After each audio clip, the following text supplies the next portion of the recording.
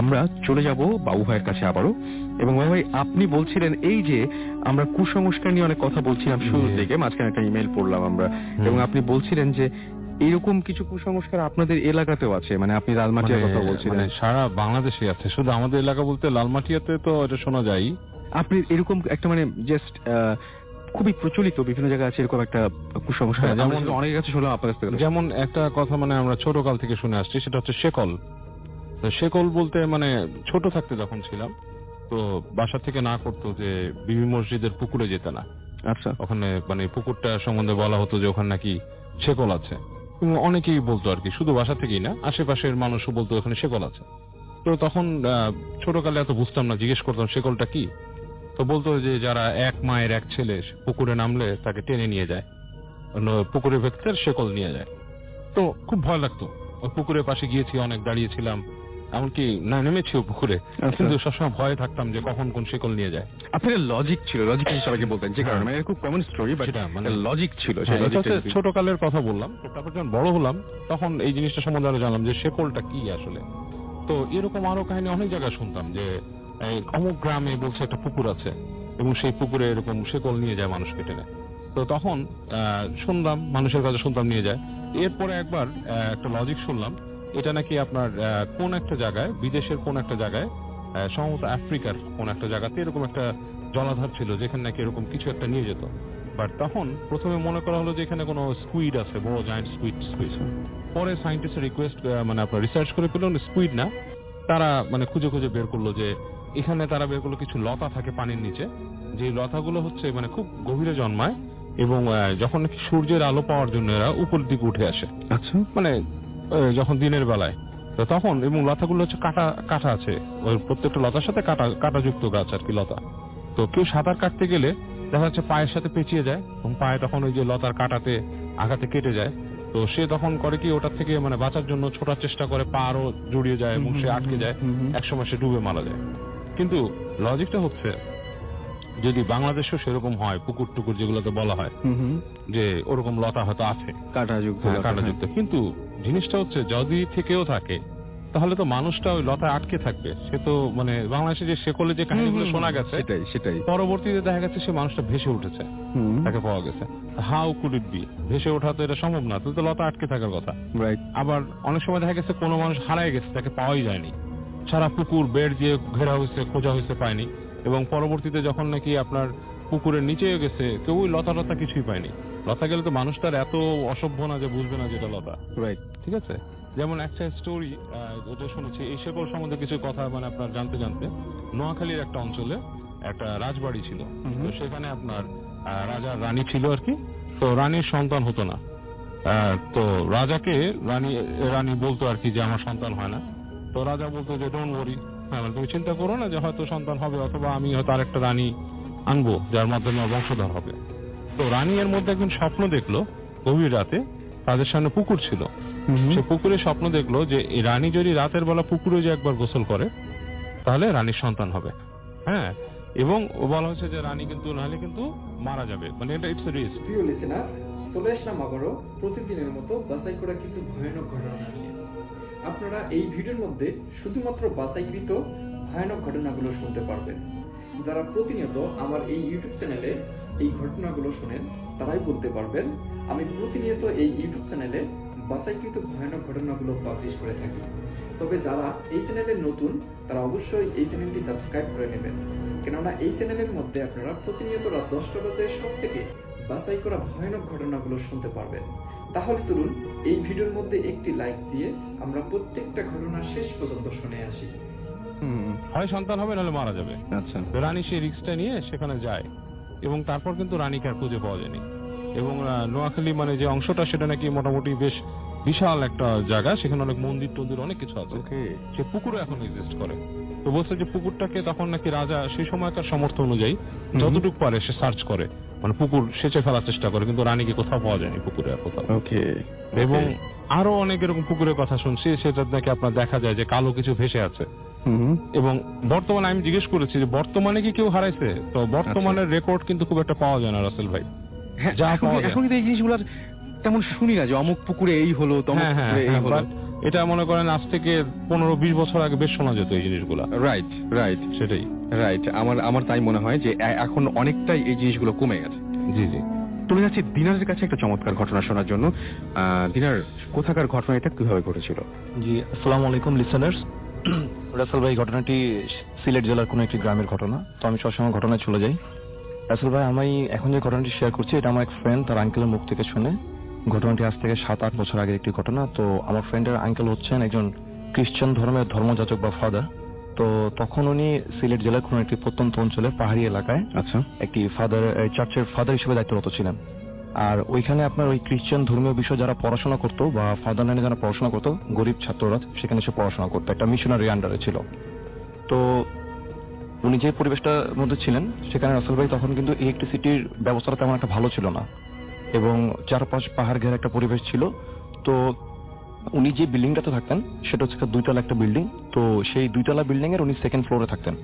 তো ফার্স্ট ফ্লোরটা আসলে কেউ থাকতো না, কারণ হচ্ছে যে ওই গ্রামের যখন কেউ খ্রিস্টান কেউ মারা যেত তখন তাকে মানে সেখানে এনে গোসল করানো হতো, এবং শেষকৃত্যে যে বাকি কাজগুলো থাকে সেগুলো সেখানে সম্পন্ন করা হতো।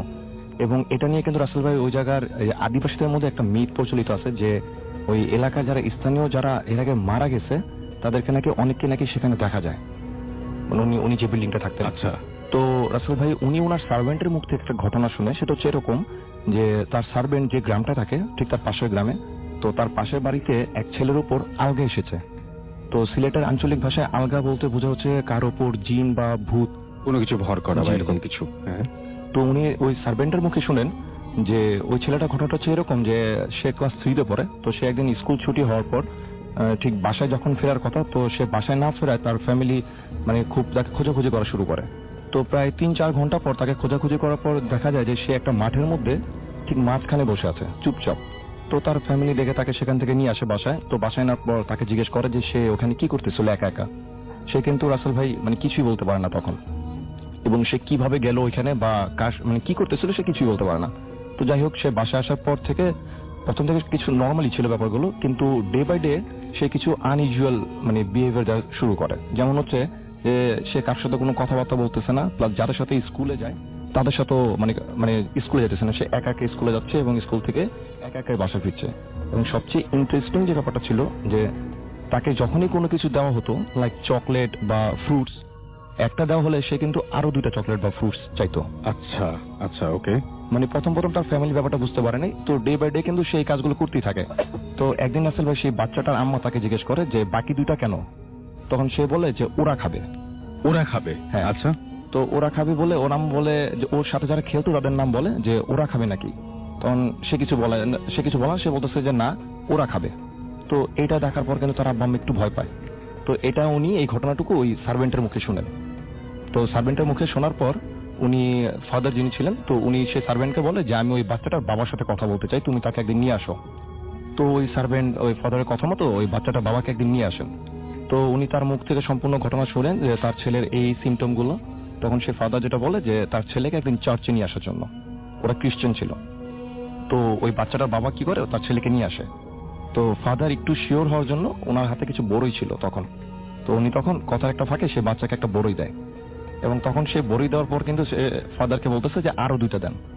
তখন ফাদার বলতেছে যে আরো 2টা নেই না, তুমি আরো 4-5টা নাও। সে কিন্তু বেশি নেয় না, যেমন ঘরের বড় মেম্বাররা থাকলে যেমন ছোটদের জন্য নেয় না কোনো কিছু নিলে যে ছোটদের জন্য আরো 2টা নিব, তো সে ওই রকম সেম আরো 2টা নেয়। তো ফাদার দেওয়ার পর তার বাবাকে বলতেছে যে ওকে চার্চের ভিতরে নিয়ে আসার জন্য। তো রাসেল ভাই যখন তাকে চার্চের ভিতরে ঢোকানো হয় সে কিন্তু অস্বস্তি বোধ করতে থাকে। তো ফাদার কিছু সিমটম দেখে বুঝতে পারে, তো ফাদার তাকে নিয়ে বের হয়ে যায় চার্চের ভিতর থেকে। তো বের হয়ে যাওয়ার পর তার বাবাকে বলতেছিল যে এরকম উনি যতটুকু বুঝতে পারে যে সে খারাপ কোনো কিছু দ্বারা হয়তো প্রজেক্ট, এই জন্য সে এরকম বিহেভিয়ার দিতেছে। তো এর থেকে যদি মানে একটাই ওয়ে যে তাকে এক্সোরসিজম করতে হবে, যেটা মানে জিন ভূত তাড়ানো যে প্রসেস, তো ওনাদের ধর্মে যেটা। হ্যাঁ জি। তো তার বাবা কিন্তু এটাতে রাজি হয়ে যায়। আর রাসেল ভাই ওই আমার ফ্রেন্ডের আঙ্কেল যেটা বলেন যে খ্রিস্টান ধর্মেতে কিন্তু এই এক্সোরসিজমের ব্যাপারগুলো কিন্তু ফাদাররা বেসিক্যালি করেন না, এটা প্রিস্ট যারা আছে তারা করে। এবং যদি কোনো ফাদার করতে চায় তাকে ওই চার্চের সিনিয়র ফাদার থেকে পারমিশন নিতে হয়, এটা উনি বলেছেন। তো উনি এইদিকে এই ব্যাপারে কিছু স্টাডি করেন। তো এইদিকে কিন্তু আপনার উনি ওই বাচ্চাটার বাবাকে একটা ডেট বলে দেন যে এরকম একদিন ওনাকে নিয়ে আসার জন্য। তো এদিক দিয়ে উনি স্টাডি করে এইসব বিষয়গুলো, এবং ফাদার চার্চে যে বড় একজন ফাদার ছিল তার থেকেও পারমিশন নেয় এক্সোসিজমের।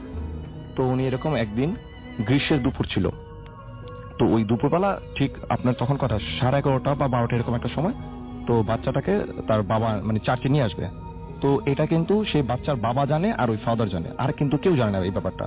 কিন্তু সেদিন সকাল থেকেই নাকি সেই বাচ্চা মানে ঘরের মধ্যে খুব চিল্লাচিল্লি করতেছে এবং সে বলতেছে যে আমি চার্চে যাব না, মানে তার কিন্তু এটা জানার মানে কথাই না। এবং সবচেয়ে আজব একটা ব্যাপার যে তার গায়ে যে কোথা থেকে এত সত্যি আসছে যে সে মানে সবকিছু ছুঁড়ে ফেলে দিচ্ছে ঘরের ভিতরে, বড় বড় আসবাবপত্রগুলো। তো যাই হোক, তার বাবা আরো 2 জন মিলে তাকে ধরে সে চার্চের ভিতরে নিয়ে আসে, এবং তখন বাইরে মানে রোদ, আকাশে কোনো মেঘ টেঘ কিছু নেই, কোনো বাতাস টাতাস কিচ্ছু নেই। তো যখন তাকে চার্চের ভিতরে নিয়ে আসা হয়, সে কিন্তু মানে কিছুতে চার্চের ভিতরে ঢুকবে না, সে খুব মানে হুলস্থুল করতেছিল যে সে বের হয়ে যাবে। তো তখন এটা দেখার পর তো ফাদার তাকে নিয়ে আপনার ওই চেয়ারে বসায় চার্চের ভিতরে। তো চেয়ারে বসানোর পর উনি ওনার মতো করে প্রে করা শুরু করেন। তো প্রে করা শুরু করার পর একটা পর্যায়ে ফাদার যেটা করেন যে ওনার কাছে হোলি ওয়াটার ছিল, তো উনি ওই হোলি ওয়াটারে তার আঙ্গুল ভিজিয়ে তার কপালের মধ্যে একটা ক্রস এঁকে দেয়। তো ক্রস এঁকে দেওয়ার পর থেকে কিন্তু রাসেল ভাই সে আরো বেশি চিল্লাচিল্লি করা শুরু করে। এবং তখন চার্চের ভিতরে আপনার কিছু সেমিনারিয়ানরা ছিলেন, তো যারা ওই যে খ্রিস্টান বিষয়ে যারা পড়াশোনা করেন তাদেরকে সেমিনারিয়ান বলে। তো ওরা দেখতেছে যে ওই ক্লাস 3-তে পড়া একটা বাচ্চাকে 2-3 জন বড় মানুষ ধরে তখন তারা এসেও সেই বাচ্চাটাকে ধরে। তো উনি প্রে করতে থাকে তখন। তো প্রে করার একটা পর্যায়ে আপনি ওই বাচ্চাটা যেটা করে যে সে অনেক চিল্লাচিল্লি করতে থাকে, তখন উনার কাছে একটা আশীর্বাদ করা একটা ক্রস ছিল। তো উনি সেই ক্রসটা সেই বাচ্চার বুকে চেপে ধরে। এটা কিন্তু রাসেল ভাই পুরো সিনারিওটা কিন্তু সবাই দেখেছেন সেই চার্চের ভিতরে। আচ্ছা। তো যখনই তার বুকের মধ্যে সেই ক্রসটা চেপে ধরা হয়, আশীর্বাদ করা ক্রসটা, সে আপনার জলে জলে বলে চিল্লাতে থাকে খুব জোরে।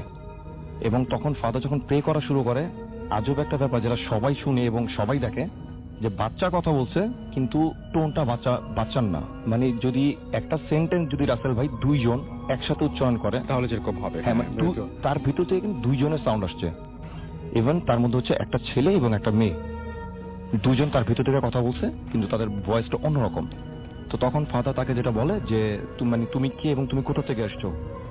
তখন তার ভিতরে যে জিনিসটা তাকে প্রজেস্ট করছে, তারা যেটা বলতেছে যে এরকম সে একদিন স্কুল শেষ করে বাসায় ফিরতেছিল, তখন তারা আপনার ওই বাসা ফেরার পথে ওই খারাপ জিনিস দুইটা তার উপর ভর করে এবং তারা তাকে নিয়ে যাবে এবং তাদের পরিবারের সবাইকে অনেকে মেরে ফেলবে, এরকম সে বাচ্চাটা কিন্তু বলতেছে। আচ্ছা আচ্ছা আচ্ছা, ও তখন বলছে সবকিছু। হ্যাঁ, কিন্তু ভয়েস অন্য 2 জনের, একটা ঠিক আছে, কিন্তু ও বলছে ঘটনাটা। ভাই। তো তখন ফাদার তার মতো করে আপনার পে করতে থাকে। তো একটা পর্যায়ে কিন্তু সেই জিনিসটা তাকে ছেড়ে চলে যেতে রাজি হয়। কিন্তু এর মাঝখানে আসলে আমি একটা কথা বলতে ভুলে গেছি, যে এর মাঝ থেকে কিন্তু আপনার বাইরে এত ঝড় বাতাস শুরু হয়ে যায়, মানে যেটা বাতাস চার্চের ভিতরে পর্যন্ত আসতেছিল, যেটা কিন্তু এতক্ষণ ছিল না। এবং আবার এই ঝড় বাতাসটা আপনার কিন্তু এক্সোরসিজম শেষ হওয়ার পর কিন্তু থেমে যায়। তো ফাদার যখন সেই জিনিসটাকে আপনার রাজি করায় যে তার বডি ছেড়ে চলে যাওয়ার জন্য, তখন আমরা যেমন আমাদের মানে মুসলিম ধর্মতে দেখি এবং অন্যান্য যেমন এক্সোরসিজমে দেখি যে একটা সাইন চাওয়া হয় চলে যাওয়ার সময়, উনিও কিন্তু সেম একই জিনিস বলে যে তুমি যে ওকে ছেড়ে চলে যাবে একটা সাইন কি থাকবে। তখন রাসেল ভাই ওই আপনার ওর ভিতরে যে জিনিসটা ছিল, যে জিনিসটা তার সে প্রজেক্ট, তারা বলে যে আমরা চার্চের যে 3টা দরজা আছে সেই 3টা দরজা একসাথে বন্ধ করে চলে যাব, এটা মানে আমাদের সাইন। তো প্রে করার একটা পর্যায়ে দেখা গেল যে আপনার তাই হলো, 3টা দরজা একসঙ্গে বন্ধ হলো এবং এটা রাসেল ভাই ওই চার্চের ভিতরে সবাই দেখছেন। এবং মানে যখন এটা মানে 3টা বন্ধ হয়ে গেল, তখন কিন্তু আর কোনো ঝড় বাতাস কিছুই না সেখানে, এবং বাচ্চাটা সঙ্গে সঙ্গে সেন্সলেস হয়ে যায়। এবং তখন ফাদার যেটা করে যে তার গলায় যে রোজারি মালাটা ছিল ওটা সে বাচ্চাকে পরিয়ে দেয়, এবং তারপর থেকে কিন্তু সেই বাচ্চাটা ঠিক হয়ে যায়। তো আমি রাসেল ভাই যার ঘটনা শেয়ার করছি, মানে ওনার নিষেধ থাকে, আমি ওনার নামটা বলছি না, তিনি এখন অস্ট্রেলিয়াতে আছেন, তো ওনার কাছে এরকম আরো অনেক ঘটনা আছে। তো আমরা মনে হয় নেক্সট টাইম আরো কিছু পাবো এরকম ঘটনা। আমরা চলে যাব বাবু ভাইয়ের কাছে। একটা চমৎকার ঘটনা রয়েছে, উত্তরের একটা ঘটনা রয়েছে যেটা বাবু ভাই এবং দিনার একসঙ্গে এক্সপেরিয়েন্স করেছেন এবং তারা দুজনে এখন স্টুডিওতে আছেন। আমরা চলে যাই সেই ঘটনায়। বাবু ভাই, শুনি আপনার সেই ঘটনাটা। হ্যাঁ রাসেল ভাই, এই ঘটনাটা অ্যাকচুয়ালি মানে প্রথমে ঘটনাটার একটা আপনার প্রিফেস আছে, মানে এটা প্রথম যেটা মানে ঘটেছিল সেটা হচ্ছে যে আমরা শুনতে পাই আর কি আমার এক ছোট ভাইয়ের কাছে যে তার মামার বাড়িতে কিছু ঘটনা ঘটে এবং বিভিন্ন মানে অনেক ভৌতিক ব্যাপার স্যাপার। তো শোনার পর আমরা জিজ্ঞেস করলাম এক্স্যাক্টলি কি ঘটে। তো বললো যে ওয়াই ডোন্ট ইউ কাম, আপনারা আসেন, আসলে বলি। তা আমি আমার সাথে দিনার এবং ওই ছেলে আর কি, আমরা 3 জনে যাই ওখানে। তো যে উত্তরাটা হচ্ছে কিন্তু আসলে লোকেশনটা আমি পুরো ফ্ল্যাশ করলাম না, উত্তরার থেকে একটু এদিক ওদিক। কারণ বাড়িটা অনেকে লোকেট করে ফেলতে পারে। একটা বেশ বহুতলা ভবন এবং পুরোপুরি নির্মাণ হয়নি, মাত্র একটা দুটো ফ্ল্যাট সেখানে নির্মাণ হয়েছে এরকম আর কি। ওখানে আমি আর মিরান যাই, যে ওখানে দেখি মানে বাসাটা ঢুকতেই কেমন স্পুকি স্পুকি লাগে। শুধু লিফটটা আপনার কাজ করে, যেহেতু ওখানে থাকে মানুষের জন্য। একদম একদম। আর সিঁড়িটা মানে সিঁড়ির মধ্যেও আপনার এই গ্যাপ আছে, কিন্তু মানে সিঁড়ির অংশ নাই এরকম আর কি। তো তো যা শুনি আর কি, যে ওর মামা এই বাড়িটা এখান থেকে কেনে একজনের সাথে এক কাছ থেকে, ঠিক এরকম অর্ধনির্মিত অবস্থায় একটা বা দুটো ফ্ল্যাট নির্মাণ করা ছিল আর কি। তো ওই বাড়ির ঘটনা হচ্ছে, ওর মামা যখন ওই বাড়িতে ওঠে প্রথম, ওঠার বাড়িটা কিনে নেয়, কিনে টেনে ওঠার পর ওখানে থাকা শুরু করে। তো রাতের বেলা ওর মামা মানে বাসার মধ্যে ওরা মনে হয় যে কি বাসাটা হঠাৎ করে সরব হয়ে যায়, গভীর রাতে সবাই ঘুমায় গেছে, মনে হচ্ছে ওখানে হাঁটা চলা করতেছে মানুষ, ডাইনিং টেবিলে শব্দ হচ্ছে এবং বাসার মধ্যে টেম্পারেচার গুলো আপ ডাউন করে। তো ওরা প্রথম মনে করে যে নতুন বাসায় আসছি, হতে পারে এরকম। ওরা গেট টেট খুলে ওদিকে যায়, দেখে অন্ধকার, কেউ নাই। তো তারপরে ওখানে একটা ছায়ার মতো দেখা শুরু করে আর কি। আচ্ছা, বাসার মধ্যে যে আপনার হঠাৎ করে বের হয়েছে, দেখতে গেল যে মনে ডাইনিং স্পেসে কি হাঁটতেছে। ওকে, এবং যারা শুনছেন তারা যদি নিজেদের বাসা কল্পনা করে অনেক মজা পাবেন শুনে। হ্যাঁ, এবং দেখতেছে কি মানে কেউ হাঁটতেছে, এবং আমি দিনার ওই ডাইনিং স্পেসে যে আসছি, ওই জায়গায় যে আসছি, তো হাঁটতেছে। তো প্রথম যে দেখে ওর মামা দেখে, উনি দেখে যে রাত্রেবেলা উনি উঠে উনি ডাইনিং স্পেসের দিকে গেছে। তো লাইট জ্বালানোর আগে উনি ফিল করলো যে ডাইনিং স্পেসের কর্নারে কেউ একটা দাঁড়ায় আছে, এবং দেখে মনে হচ্ছে কোনো মেয়ে মানুষ, মানে অবয়বে হালকা আলোর যে একটা আবছা অবয়ব আসছে, সেখানে মনে হচ্ছে কোনো মেয়ে মানুষ দাঁড়ায় আছে। তো উনি ওনার গাটা শিরশির করে উঠছে। তো উনি একবার ভাবলো কাজের মেয়ে কিনা। তো উনি কাজের মেয়ে মনে করে একটু সাহসও পেল, উনি লাইটটা জ্বালিয়ে দিল। লাইটটা জ্বালানোর পর কেউ নাই। আচ্ছা, তখন উনি আরো ভয় পেয়ে গেছে যে কি ব্যাপার, আমি মনে করলাম যে এখানে কাজের মেয়ে দাঁড়ায় আছে, কেউই নেই, লাইট জ্বালালে থাকবে। উনি হেঁটে গেল, যে দেখলো যে কাজের বুয়া যে ছিল সে ঘুমায় আছে রান্নাঘরের ওখানে। তো একটু ভয় পেয়ে গেল উনি। তারপরে উনি হাসির শব্দ শুনতো, রাত্রেবেলা খিলখিল করে কে হাসতেছে ওখানে, মানে শুয়ে আছে, রাত্রেবেলা খিলখিল করে হাসতেছে। আচ্ছা, তো উনি ভয় পেয়ে যায়। তো উনি যেটা করে, ওই বাসার যে দারোয়ান আছে তাকে ডাকায়, আগের যে দারোয়ান খুঁজে বের করে, খুঁজে ডাকায় নিয়ে এসে বলে কি, বলো তো এই বাড়িতে মানে কাহিনী কি।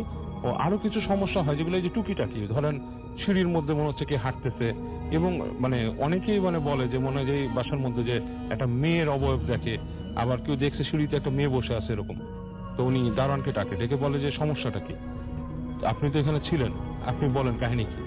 তো দারোয়ান তাকে বলে যে স্যার কিছু না, আপনি মিলাদ টিলাদ পড়াই দেন বাসায়, সব ঠিক হয়ে যাবে, অসুবিধা নেই। হ্যাঁ, ওকে। তো উনি বলে যে মিলাদ পড়াই দিব কেন, মিলাদ তেমনি পড়াই, আমি তেমনি একটা মিলাদ পড়াইছি এখানে আসার পর। বলেন আপনি আবার একটা মিলাদ পড়ান, হুজুর টুজুর এনে আর কি। তো উনি জিজ্ঞেস করে চেপে ধরে যে তুমি কিছু একটা বলতেছো না, তুমি মানে বলো ঘটনাটা কি এসে। তখন বলে কি যে স্যার আগে যে স্যার ছিলেন উনি বাসা বিক্রি করছে আপনার কাছে, আপনার কি একটু মানে লাগে নাই যে একটু কম দামে বিক্রি করছে, আপনি বাড়িটা একটু কমে পাইছেন এরকম একটা বাড়ি। বলে ওনার টাকার দরকার ছিল, উনি চলে গেছে, বিদেশ চলে গেছে, আমার কাছে বেঁচে যায়। বলে তারপরও না, স্যারের কিন্তু এভাবে যাওয়ার কথা না। বলে কি, বলে যে তাহলে আপনাকে বলি যে স্যারের মেয়ে ছিল একটা। আচ্ছা, তো উনি এখানে থাকতো এবং খুব মানে ভালো একটা মেয়ে ছিল। তো তার মানে আমি আমার ভাষায় বলতেছি, হ্যাঁ হ্যাঁ শিওর। তো বলতেছে যে তার একটা মানে সম্পর্ক ছিল, প্রণয় ঘটিত একটা ছেলের সাথে প্রেম ছিল, এবং তারা প্রায় দেখা করতো। হ্যাঁ, মানে দেখা হতো এসে।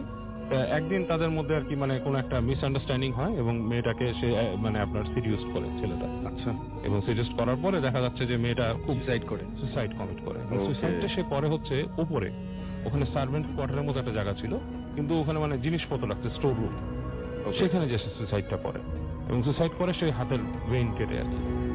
খুবই খুবই খুবই হ্যাঁ বাজে অবস্থা তার। এবং বাবা ফার্স্টে বুঝতে পারে না, মনে করে যে মেয়েটা বাইরে গেছে, ইউনিভার্সিটিতে গেছে, খোঁজে। উনি করে তার মোবাইলে রিং দেয়, মোবাইল বাজে। তো একদিন দুই দিন পরে সে মানে হয়ে যায়, আপসেট হয়ে যায়, ছাদের ওখানে যায়, এমনি যায় যে কারণটা গন্ধ পায়, গন্ধ পেয়ে রুমে ঢুকে দেখে যে ওইখানে এই অবস্থা। তো তারপর সে যেহেতু তার এটা একটা মানে প্রেস্টিজ কনসার্ন ব্যাপার, তিনি এটা আর খুব একটা ফ্ল্যাশ করে নাই। উনি মেয়েকে কি করে দেয়, মানে নর্মালি একটু খবরটা চাপা দিয়ে উনি ওইটা মেয়েটাকে খবর দিয়ে দেয়। এবং তারপর থেকে উনি খুব ডিপ্রেস থাকতো ওই বাসায়, এরকম মানে ওনার কাছে খারাপ লাগতো, উনি কিছু কিছু জিনিস ফেস করতো, এবং প্রবাবলি ডিপ্রেশনের জন্যই উনি বাড়িটা বিক্রি করে চলে যায়। আর উনি ওনার পারিবারিক এই ঘটনাটা গোপন রেখে দেয়, এটা আর বলে না। এর জন্যই মানে ওনার এই হাইডিং থিংটা, বাসা সম্বন্ধে আমি খুব একটা বেশি বলতে পারতেছি না ডিটেইলস। ওকে, তো এবং উনি যিনি কিনেছেন তারও এখানে সিকিউরিটির ব্যাপার আছে, ওনার বাসায় অবশ্যই ইসের ব্যাপার আছে। তো যাক, তো আমরা যে যাই আমাদেরকেও বিভিন্ন বলা হয় যে এখানে আসছে এইসব কথা কাউকে বলবা না। ওই ছেলেই বলছে আমাদেরকে বলবেন না প্লিজ। তো ওখানে থাকি, তারপর আমরা ডিনারকে নিয়ে আমি রাতে মানে অনেক রাত পর্যন্ত থাকি, প্রায় শেষ রাত পর্যন্ত। ওই যে আমাদের সাথে ছোট ভাই ছিল, ছাদে নিয়ে যায় আমাদের, ওই রুমটাতে গিয়েছি। এবং রাসেল ভাই গা ছমছম করা একটা পরিবেশ বাসার মধ্যে। হ্যাঁ, মানে আপনার আর একটা জায়গায় যেটা ডিনার মানে করছে আমি যাই না, আমি এটা নামতেছিলাম মানে সিঁড়ি দিয়ে রাত্রে, মানে হাঁটাহাঁটি করতেছি, তো আমি আর দিনার, তো দিনার ওখানে দেখতেছে, আমি হেঁটে নামতেছি। তো একটা জায়গায় আমার কাছে মনে হলো যে আমি কিছু একটা ছায়ার মতো দেখলাম, এবং আমি সিঁড়ি দিয়ে কিন্তু নামতেছিলাম আমার সাথে ওই মোবাইলের ফ্ল্যাশ লাইটের যে আলোটা, লাইটটা ওটা দিয়ে। আচ্ছা। তো হঠাৎ করে আমি ফাইন্ড আউট করলাম যে দিনার আমাকে টেনে, বাবু ভাই কি ব্যাপার, টেনে সরা আনলো, আপনার কি মাথা খারাপ ভাই, কই যান?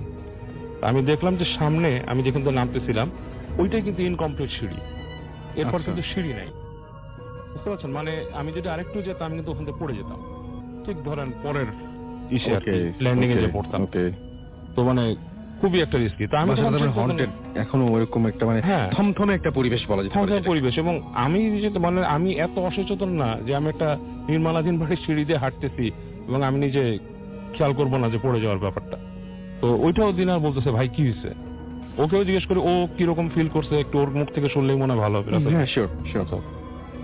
তো রাসেল ভাই যখন আমরা সেই বাসাটা যাই, তো আমি কিন্তু বাবু ভাইয়ের সাথে, আমি আর বাবু ভাই এরকম অনেক জায়গায় গেছি, তো ইনভেস্টিগেশন বা এইগুলো দেখতে গেছি অনেকের মুখ থেকে শোনার পর। কিন্তু আমি যখন বাবু ভাইকে দেখতেছিলাম যে বাবু ভাই যখন হাঁটতেছে, মানে আমি ভাবছি মানে প্রথমে খেয়াল নেই, ভাবছি মানে বাবু ভাই মানে খেয়ালই করতেছে, খেয়াল করারই কথা, যে ওখানটা সিঁড়িটা নাই, সেটা মানে খেয়াল করারই কথা। আমি দেখতেছি বাবু ভাই কিন্তু দিব্যি ওই দিকটাতে মানে মানে ওই দিকেই আগে করতেছে। হ্যাঁ, এবং মানে তখন আমিও কিন্তু বাবু ভাই কিছু বুঝে উঠতে পারিনি যে আপনি কি ওখান থেকে পড়ে যাচ্ছেন নাকি নিচে নামবেন। আমি এসে কিন্তু বাবু ভাইকে পিছন দিকে টান দিচ্ছি, আপনি কি করতেছেন?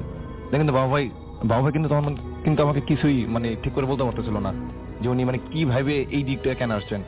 আর ওইখানে যাওয়ার পর বাবু ভাই যেটা বললো যে গা ছমছম করা যে একটা পরিবেশ, কিন্তু বাবু ভাই আমার কিন্তু মানে যাওয়ার পরে কিন্তু মানে মানে হাতের লোম টোম দাঁড়িয়ে গেছে, এবং আমি অন্যরকম একটা ফিলিংস সেখানে যাওয়ার পর হয়েছে।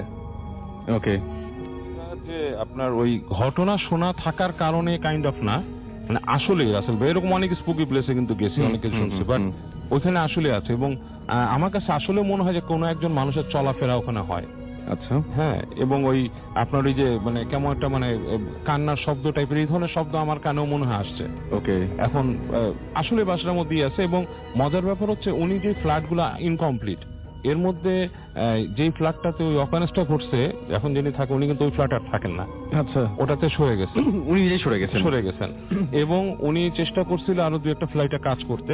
ওই ফ্ল্যাটের অপোজিট যেটা ফ্ল্যাটটা, সেটাতে কিন্তু আপনার এই মিস্ত্রিরা কাজ করতে যায়, দ্বিতীয় দিন থেকে আর করে নাই না। মিস্ত্রিরা বলে যে আমরা করবো না, ভাই আমরা পারবো না, কাজ ছেড়ে দিয়ে চলে যায় ওখান থেকে, এবং কন্ট্রাক্টও নিতে চায় না। ওকে, এখন বেচারা একটু সমস্যায় আছে এখন। তো উনি এই জন্যই আর কি ওই ছেলেটা বলছিল যে আপনারা আসেন দেখেন কিছু অনেক, আমরা কি করবো, আমরা আসলে কিছু করার না। সেটাই। আমি বিশ্বাস করি যে যদি ওনারা যদি কোনো ভালো হুজুর টুজুর পান ওই জায়গায় এনে, যাতে দোয়া পড়ে বাড়িটাকে বন্ধ করে কিছু করতে পারেন, এরকম কিছু হয়তো। ওকে, থ্যাংক ইউ সো মাচ। আচ্ছা, আমরা ছোট করে ঘটনা শুনতে পাই? একদম ছোট, একটা ছোট। এটা হচ্ছে সিলেটের থেকে পাঠিয়েছে মমিনুর রহমান নামে একজন। তো ঘটনাটি তার চাচার বলা। 1978 সালে তার চাচা তখন প্রথম চাকরি পেয়ে সিলেটের আবেরখানা নামে একটা জায়গায় মুভ করে যায়। তো সেখানে থাকা তখনকার সময় নাকি মানুষ ছিল না, বাড়ি ঘরও খুব বেশি ছিল না। তো সে যে জায়গাটা ওঠে সেটা হচ্ছে একটা ব্রিটিশ আমলে তৈরি করা একটা বাড়ি। সেটা কোনো একটা ব্রিটিশ সাহেবরা থাকতো এক সময়, সেখান থেকে কোনো মানুষ কিনেছে। তো সেখানেই পুরোনো বাড়িটাতে থাকার ব্যবস্থা হয় তার। তো প্রথম দু একদিন নাকি নর্মালি সে ঘুমায়। তো একদিন রাত্রে প্রচন্ড মানে শব্দে মনে হচ্ছে কোনো বুড়ো মানুষ কাঁদতেছে, হ্যাঁ, শব্দ করে চিৎকার করছে। তো তার ঘুম ভেঙে যায় এবং সে চিৎকারের শব্দটা দেখে তার দরজার বাইরে।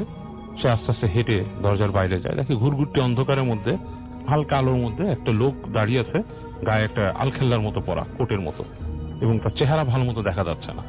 তো সে তাকে বলে, ওর চাচা দেখে তার গায়ের লোম সব দাঁড়িয়ে, একটা মানুষ দাঁড়িয়ে আছে। তো সে বলছে যে তুই লোকগুলাকে পানির থেকে বাঁচা, তাহলে তোর ক্ষতি হবে।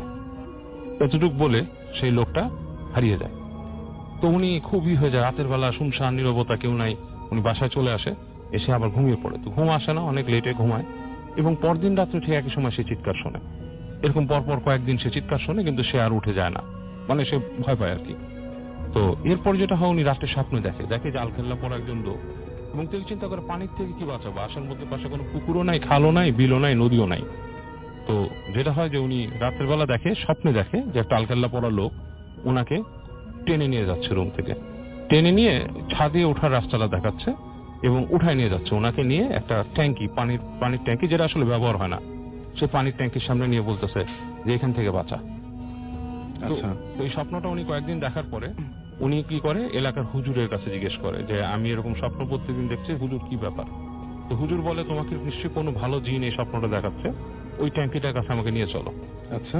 তো উনি হুজুরকে নিয়ে আসে বাসায়। তো যাওয়ার সময় দেখে যে ওই ছাদে ওঠার যে গেটটা, সেটার মধ্যে বড় একটা তালা মারা, পুরোনো তালা মসজিদ ধরে গেছে। তো উনি বাড়ি যার থেকে ভাড়া নিয়েছে তাকে ডেকে আনে। সে বলে দেখেন এই বাড়ির যে মালিক সেও ওই ব্রিটিশ থেকে ছিল, ব্রিটিশ সাহেব এই তালাটা মানে তাকে পরে মেরে দেয় বলে যে এখানে উঠতে না। আচ্ছা। তো সে করে কি, ওই তালা ভাঙে আর কি, হুজুর টুজুরকে নিয়ে তালা ভেঙে তালা ছাদে উঠে ওই ট্যাঙ্কির কাছে যায়। সেই ট্যাঙ্কি ঢাকনি খুলে দেখে ভিতরে 4টা কঙ্কাল ট্যাঙ্কির ভিতরে। ও মাই গড। হ্যাঁ। তো খুব ভয় পেয়ে বলে কি ব্যাপার, এবং এটার কথা দেখতেছি স্বপ্নে। তারপর তারা খোঁজ খবর নিয়ে পরে ইতিহাসটা বের হয় ওই বাড়ির, যে ওখানে দুটো ফ্যামিলি থাকতো, একটা বড় ভাই একটা ছোট ভাই। কোনো কারণে বড় ভাইটা ছোট ভাইয়ের ফ্যামিলিটাকে মার্ডার করে ফেলে। আচ্ছা। ফেলে তো লাশটাকে তারা ওই ট্যাঙ্কির ভিতর লুকায় রাখে। ওকে। এবং পরবর্তীতে কোনো এক কারণে হয়তো ওনার কাছেই মানে এই জিনিসটা এবং রিভিল হয়। এটাই ছিল রাসেল ভাই কাহিনীটা। ওকে, আপনাকে অনেক ধন্যবাদ। আপনি কোথা থেকে এসেছেন, কি নাম আপনার, একটু যদি কাইন্ডলি আমাদের বলতেন। হ্যালো লিসনার্স, আমি রাকিন, আমি ঢাকা বিশ্ববিদ্যালয় থেকে এসেছি। শুনি আপনার ঘটনা। আহ, শুরু করেন আপনার ঘটনা। আচ্ছা, আমার যে এক্সপিরিয়েন্সটা হয়েছিল ওটা 2012 এর ঘটনা। আমার এইচএসসি পরীক্ষার পরে রেজাল্টের পরকার কাহিনী আর কি। আমার ফ্যামিলির সঙ্গে, আমার ফ্যামিলির হচ্ছে মেম্বার হচ্ছে 3 জন, আব্বু আম্মু আর আমি। আমার আপু আছেন, উনি ওনার বিয়ে হয়ে গেছেন আর কি। তো ওনাদের সঙ্গে একটু প্রবলেম হওয়ার পরে কথাবার্তা মানে তেমন একটা বলা হতো না। তো তখন ছিল রোজা সিজন আর কি। আর সোমবার দিনই ছিল, আমি ফ্রাইডেতে আমার মা বাবা বাড়িতে চলে যান। তো আমি ওনাদের সঙ্গে রাগ করে যাইনি। তো ফ্রাইডে নাইটে ভূত এফএম যখন শুরু হয় আর কি, আমি ভূত এফএম এর ফ্যান ছিলাম, তখন থেকে ভূত এফএম শুনছি। তো ভূত এফএম শুনবো, দরজা বন্ধ করে শুয়েছি, রুমে এসেছি। তো বাইরে তখন গুড়ি বৃষ্টি হচ্ছিল। আমার রুমটা বাড়ি থেকে আলো যেটা আসতো ওটাতে আচ্ছা দেখা যেত আর কি। তো ভূত এফএম শুরু হলো, আমি কানে হেডফোন লাগিয়ে ভূত এফএম শোনা শুরু করলাম। তো কিছুক্ষণ পরে একটা ভূত এফএম ছোট একটা ব্রেক দেয়। ওই সময় আমি ইয়ারফোনটা মানে কান থেকে নামাই আর কি।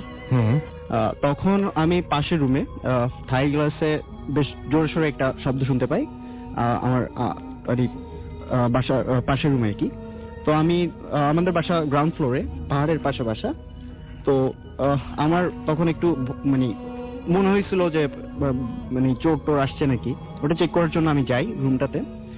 গিয়ে দেখি এভরিথিং ওয়াজ কোয়াইট ওকে। তো আমি পরে বাসা সব দরজা জানলা সব চেক করলাম, দেখলাম আমি যেভাবে রেখে গিয়েছিলাম আর কি ঠিক সেভাবেই আছে। তো আমি তখন করলাম, রুমের সব দরজা লক করে আমি আমার রুমের দরজাটাও লক করে দিলাম। লক করে শুয়েছি, তখন আবার ভূত এফএম শুরু হয়ে গেছে।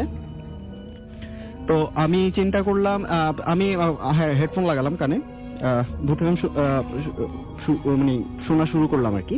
ঠিক তখন দরজায় মোটামুটি বড়সড় একটা শব্দ হলো। তা আমি উঠে দেখলাম কি দরজা মানে ইন্টারলক করেছিলাম, ওটা খুলে দরজা প্রায় 2 ইঞ্চির মতন গ্যাপ হয়ে গেছে। আমার একটু অড লাগলো, মানে বিষয়টা তেমন হওয়ার কথা ছিল না। তো আমি চিন্তা করলাম যে মেকানিজমের প্রবলেম হতে পারে। তো আমি পরবর্তীতে গিয়ে দরজাটা আবার লক করি আবার শুই। তো আমাদের বাসার ঠিক পাশে একটা ছোট প্যাসেজ আছে আর কি, আমাদের বাউন্ডারি ওয়ালের আর বাসার মাঝখানে। তো একটু পরে ওখানে দেখলাম একটা ডার্ক শ্যাডো নাড়াচড়া করছে বা পানি পড়ার শব্দ, এই টাইপের সাউন্ড পাচ্ছিলাম। তো আমার তখন মাথায় আসলো যে আমাদের বাড়িওয়ালার ড্রাইভার, উনি নিচতলায় থাকতেন। তো উনি মানে নামাজ কালাম পড়তেন আর কি। তো উনি তাহাজ্জুদের নামাজ পড়ার জন্য উঠতে পারে, যেহেতু রোজা সিজন। তো আমি ওটা চিন্তা করে তেমন একটা কনসেন্ট্রেট করি না ওইদিকে। কিছুক্ষণ পর আমার বারবার মনে হচ্ছিল যে শ্যাডোটা আমার রুমের জানলার ঠিক পাশে চলে আসছে। তো তো আমার তখন আমার একটু কনসেন্ট্রেশনটা ওদিকে যায়, আমি একটু কিউরিয়াস হয়ে যাই কি। একটু পরে যেটা আমি দেখলাম সেটা হচ্ছে আমার মনে হলো একটা ধোঁয়া টাইপের, শ্যাডো টাইপের বেসিক্যালি একটা কিছু মানে একটা ফিগার ঠিক জানলা দিয়ে ঢুকলো আমার রুমে। আমার ঠিক মাথার উপরে আশেপাশে মানে ঘোরাফেরা করছে, মানে কোনো একটা কিছু এক্সিস্টেন্স আমি তখন ফিল করতে পারছিলাম, লাইক একটা শ্যাডো সামথিং ঘোরাফেরা করছে আমার আশেপাশে। আমি তখন একটু বেশ ভয় পেয়ে যাই। তো ওটা করার পরে আমি তখন আয়াতুল কুরসি পড়ে আমি নিজেকে সেভ করে নেই। তারপর আবার ভূত এফএম শোনা শুরু করি। আমার বেসিক্যালি আমার ইচ্ছা ছিল যে ডিভোশনটা অন্যদিকে দিলে হয়তো বা ভয়টা একটু কম লাগবে। আর আমার বাসায় তখন প্রায় সোসাইটিতে কেউ ছিল না, রোজার বন্ধে সবাই বাড়িতে চলে গেছে, আমাদের ফ্ল্যাটও তেমন কেউ ছিল না। তো প্রায় ভূত এফএম তখন প্রায় একটা দেড়টার কাছাকাছি। তখন হঠাৎ আমার কেন জানি আমার বেডের সামনে একটা ক্লোজেট আছে, ক্লোজেটের সামনে চোখ গেল। তো আমি স্পষ্ট দেখতে পারলাম 4 থেকে 5 বছরের একটা বাচ্চা মানে হাঁটু গেড়ে বসে আছে ক্লোজেটের উপর, আমার দিকে এক দৃষ্টিতে তাকিয়ে আছে। তার চোখগুলি ছিল একদম সাদা, বেশ বড় বড় বড় বড় চোখ, আমার দিকে তাকিয়ে আছে, লাইক আমার গায়ের উপর এখন লাফ দিবে। আমি তখন ভীষণ ভয় পেয়ে যাই। বেসিক্যালি হয় কি, হ্যালোসিনেশনের যে ব্যাপারটা, মানুষের 5টা ইন্দ্রিয় আছে। তো হ্যালোসিনেশন হলে আপনি হয়তো বা 1টা বা 2টা ফেস করতে পারেন। আমি বেসিক্যালি কিন্তু সব মানে মোটামুটি সব ধরনের সেন্সেই কিন্তু ফিল করছি, ইভেন ফিজিক্যাল এভিডেন্সও পাইছি ওই দিন, যে দরজার লকটা নিজে নিজে খুলে যায়। তো যাই হোক, ওইটাকে তখন যেহেতু আমার কোনো হেল্প করার মতো মানুষ ছিল না, বাসায় কেউ ছিল না, আমি ব্যাপক মানে ভয় পেয়ে যাই আর কি। তো আমি কি করি, তখন ওই দিক দিয়ে কনসেন্ট্রেশন না দিয়ে আমি তখন মনে মনে ধরে নিলাম যে না, আমি হ্যালোসিনেট করতেছি, আমি বেটার হয়ে যে অন্য কোনো দিক দিয়ে ডিভোশন দিই। আমি বালিশে মাথা চেপে ঘুমাই আর কি, কিছুক্ষণ ঘুমার মতন ট্রাই করি, কিন্তু ঘুম আসছিল না। একটু পরে প্রায় ভূত এফএম শেষ হয়ে যাবে এমন একটা মুহূর্ত, তখন আমি আবার তাকালাম ক্লোজেটের উপর, দেখলাম কিছু নাই, ওই জায়গায় কিছু ছিল না। বাট ওই এক্সিস্টেন্সটা, ওই শ্যাডো টাইপের একটা এক্সিস্টেন্স আমার আশেপাশে ঘোরাফেরা করতেছে। তো তারপরে আমি ওই দিক দিয়ে কনসেন্ট্রেশন না দিয়ে আমি ভূত এফএম শুনি। প্রায় শেষ হয়ে যাবে এমন সময় আমি ডান পাশে কাত হয়ে শুয়েছিলাম, আমার এখনো মনে আছে। ঠিক মুখের কাছে একটা গরম একটা ফিলিংস হচ্ছিল, লাইক কেউ যদি খুব মুখের কাছে কেউ মুখ নিয়ে আসে অথবা হাত নিয়ে আসে বা তার বডিটা আসে, তখন আপনার যে ফিলিংসটা হবে, মানে বাতাস আসবে না, একটু আনকমফোর্টেবল লাগবে, আমার ঠিক ওটা মনে হচ্ছিল। আর সঙ্গে সঙ্গে হিব্রু ভাষায় বা অন্য কোন একটা ভাষায় সুর করে কেউ কিছু একটা বলার ট্রাই করছিল আর কি। হ্যাঁ, রিসাইট করছিল আর কি। আমার বেসিক্যালি ওটাই মনে হয়েছিল। তো আমি তখন একটু কিউরিয়াস হয়ে যাই। আসলে ওই জিনভূতের বিষয় তো আসলে কিউরিয়াসিটি সবারই কম বেশি থাকে। তো আমি কি করি, আমার বালিশের নিচে মোবাইলটা ছিল, আমি ভলিউমটা কমানোর ট্রাই করলাম। মানে মোটামুটি ভলিউমটা যখন নীল হলো, তখন আমি স্পষ্ট শুনতে পাই যে আমার বাম কানে কেউ কিছু একটা রিসাইট করছিল, লাইক সুর করে কোন একটা ভাষায়। আমি তখন খুব ভয় পেয়ে যাই। আমি সঙ্গে সঙ্গে আমার বাম পাশে ফিরি, দেখতে পাই একটা মানুষের টাইপের ফেস, বাট ট্রান্সপারেন্ট, লাইক একটা ধোঁয়া টাইপের একটা শ্যাডো একটু পিছনে গিয়ে ছাই করে জানলা দিয়ে বেরো গেল। ইভেন আমি এখনো মনে করতে পারি যে ওই শব্দটা ওই সময় যে বের হয়ে গেছিল, তখন একটা বাতাসের যে শব্দটা, ওটা আমি শুনতে পাই আর কি। তো আমার একটা ফ্রেন্ড ছিল উষান, তো বেসিক্যালি রাত জাগে, তো তখন ওকে ফোন দিলাম, ও আমাকে মেন্টালি সাপোর্ট দিল আর কি। এই ছিল আমার ঘটনা আসলে। অনেক ধন্যবাদ আপনার। আগে আরো একবার আপনার নামটা প্লিজ বলবেন, যেহেতু দেখা যায় না বারবার আমাদের নাম বলতে হয়। হ্যালো এভরিওয়ান, আমি অভি এগেইন। ওকে, আমি এক জিনিস জানতে চাই, সেটা হচ্ছে যে আপনি বলেছেন যে আপনি অনেক সময় অনেক এরকম আপনি আপনার নানার কথা বলছিলেন বোধহয়, না? মানে আপনার কাছে তার মানে মনে হয় যে অনেক সময় জিনরা এরকম পরিচিত মানুষের রূপ ধরেও আসে। হ্যাঁ, পরিচিত মানুষের রূপ ধরে এটা বেশি আসে। আপনি একবার আপনার খুব নানার কথা বললেন তো?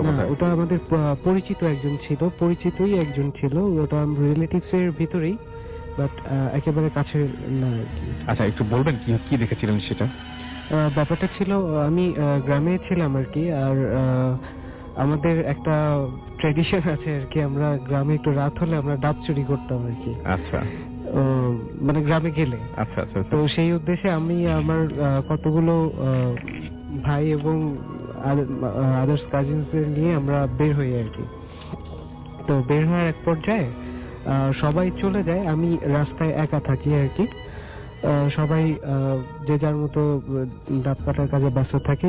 এমন সময় আমি দেখি আমাদের মেইন রোডের পাশে একটা গাছের কর্নারে একজন বৃদ্ধ সাদা জামা কাপড় পরা, মানে পায়জামা পরা, সাদা পাঞ্জাবি পায়জামা পরা, তিনি বসে আছেন, উল্টো ঘুরে বসে আছেন।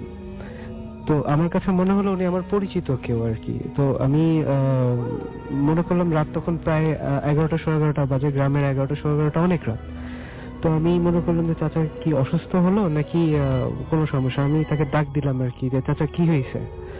তো উনি যখন আমার দিকে বলার সাথে সাথে তাকালেন, তখনই আমি মানে জিনিসটা অস্বাভাবিক লাগলো। ব্যাপারটা ছিল এরকম যে ওনার ফেসটা একজন মানুষের মতো ছিল, ওনার লম্বা দাড়ি ছিল, কিন্তু সব থেকে ইন্টারেস্টিং পার্ট হচ্ছে হলো ওনার হাতে একটা মাংসের টুকরা ছিল, এবং সেই মাংসের টুকরাটা থেকে রক্ত পড়ছিল, এবং তার মুখ দিয়ে সেই পুরো মুখে সেই রক্তটা ছিল, এবং দাড়ি বেয়ে বেশি রক্তগুলো পড়ছিল। এটা তো কোনো আপনার পরিচিত মানুষের পক্ষে সম্ভব না। এটা আমার পরিচিত মানুষের মুখে হওয়ার কোনো মুখেই সম্ভব নয়। আমি পিছন থেকে মনে করেছিলাম আমার পরিচিত কেউ, কিন্তু দেখে আমি মানে খুবই মানে আতঙ্কিত হয়ে পড়ি, এবং 2 স্টেপ পিছনে যখন আসার পরে আমি একটু ডানে বামে তাকে যে আমার পরিচিত কেউ আছে কিনা, যে একটু ডাক দিব, মানে এদিক ওদিক তাকানোর পর আবার যখন আমি সামনে তাকি তখন দেখি ওখানে আর কেউ নেই। এটা একটা ইন্টারেস্টিং ছিল, খুবই ইন্টারেস্টিং, কিন্তু এটা খুবই ইন্টারেস্টিং ঘটনা। আমরা আপনার কাছে আরো ঘটনা শুনবো। আমরা চলে যাচ্ছি আমাদের নতুন অতিথির কাছে। আপনার নামটা একটু বলবেন প্লিজ, এবং আপনি কোথা থেকে এসেছেন যদি একটু বলতেন কাইন্ডলি।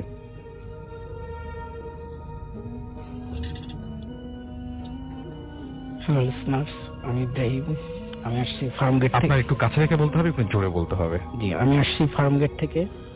তো রাসেল ভাই, আমি সরাসরি আমার ঘটনা চলে যাচ্ছি। আমার ঘটনাটি হচ্ছে আমার আম্মু থেকে শোনা। এটা হচ্ছে 2012 সালের ঘটনা। আমি যখন কলেজ ছুটি হয়, ছুটিতে আমি চট্টগ্রামে বেড়াতে যাই, তখন একদিন রাত্রে আমার আম্মু বলে, এবং পরবর্তীতে আমি আমার এলাকার লোকজন থেকে জানতে পারি যে আসলে ঘটনাটা ঘটেছিল আমাদের এলাকায়। তো ঘটনাটা এরকম ছিল যে আমাদের পাশের এলাকায় একজন সিএনজি চালক ছিল। সে সিএনজি চালাতেন, তো তাকে খুঁজে পাওয়া যাচ্ছিল না। তো অনেক খোঁজাখুঁজির পরে তাকে রাত্রেবেলা গ্রাম থেকে, মানে আমাদের শহর থেকে অনেক দূরে গ্রামে ফটিকছড়িতে একটা রাস্তার পাশে তার সিএনজিটা পাওয়া যায়, এবং সেখানে তাকে পাওয়া যায় কয়েক টুকরা লাশ হিসেবে। তো পুলিশকে খবর দেওয়া হয়, পুলিশ আসেন, এসে লাশটা নিয়ে যান। তো লাশটা নিয়ে পোস্টমর্টম করবেন, যেহেতু এটা একটা মার্ডারের মামলা। তো এটা তাদের কিছু ঘটনা জানার জন্য হয়তো পোস্টমর্টম করেন। পোস্টমর্টম করানোর পরে লাশটাকে আরো কাটাছিড়াতে অনেকগুলো টুকরো হয়ে যায়, যার ফলে লাশটা যখন নিয়ে আসা হয়, তার আত্মীয় স্বজনের কাছে হস্তান্তর করা হয়। দাফনের জন্য প্রস্তুতি নেওয়ার জন্য তাকে নামাজে জানাজার জন্য গোসল করানো হবে। তখন হুজুর যখন লাশটা দেখেন, পাঠিয়েছিলেন আপনি, মানে আপনাকে যে প্রথম ঘটনা বলেছিলাম। জি, তো হুজুর যখন লাশটা দেখেন, তখন অনেকেই লাশটা দেখে ভয় পান। সেজন্য হুজুর বলেন যে তো অনেক টুকরা হয়ে গেছে, একে গোসল করানো আসলে কোনোভাবেই সম্ভব না। তখন কি করলেন, উনি এলাকার লোকজনের সাথে কথা বললেন। কথা বলার পরে ঠিক আছে, সবার সম্মতিক্রমে তাকে গোসল না করে জানাজার পরে মসজিদের পাশের কবরস্থানে কবর দেওয়া হয়। এটা আপনাদের এলাকারই ঘটনা এবং এটা ঘটেছে? জি, এটা ঘটেছে, এবং এটা আমাদের এলাকার ঘটনা বলতে আমাদের পাশের এলাকার পাশাপাশি ঘটনা, বা মাঝখানে ডিস্টেন্স একটা ড্রেন। আচ্ছা। আর কবরস্থানটা ড্রেনের পাশেই, তার পাশে মসজিদটা। তো আপনার যখন জানাজা করবে, কবর দেওয়া হয়, ওকে মসজিদের পাশেই ওনাকে কবর দেওয়া হয়। কবর দেওয়া হওয়ার পর সেদিন কোনো ঘটনা ঘটেনি, সবাই কবর দিয়ে যার যার মতো চলে যায়। তার পরের দিন রাতে বেলা ওর দাদি, মানে যে চালকটা মারা যান, তার দাদি স্বপ্নে দেখেন যে তার নাতির লাশটা আপনার কবরের উপর পড়ে আছে।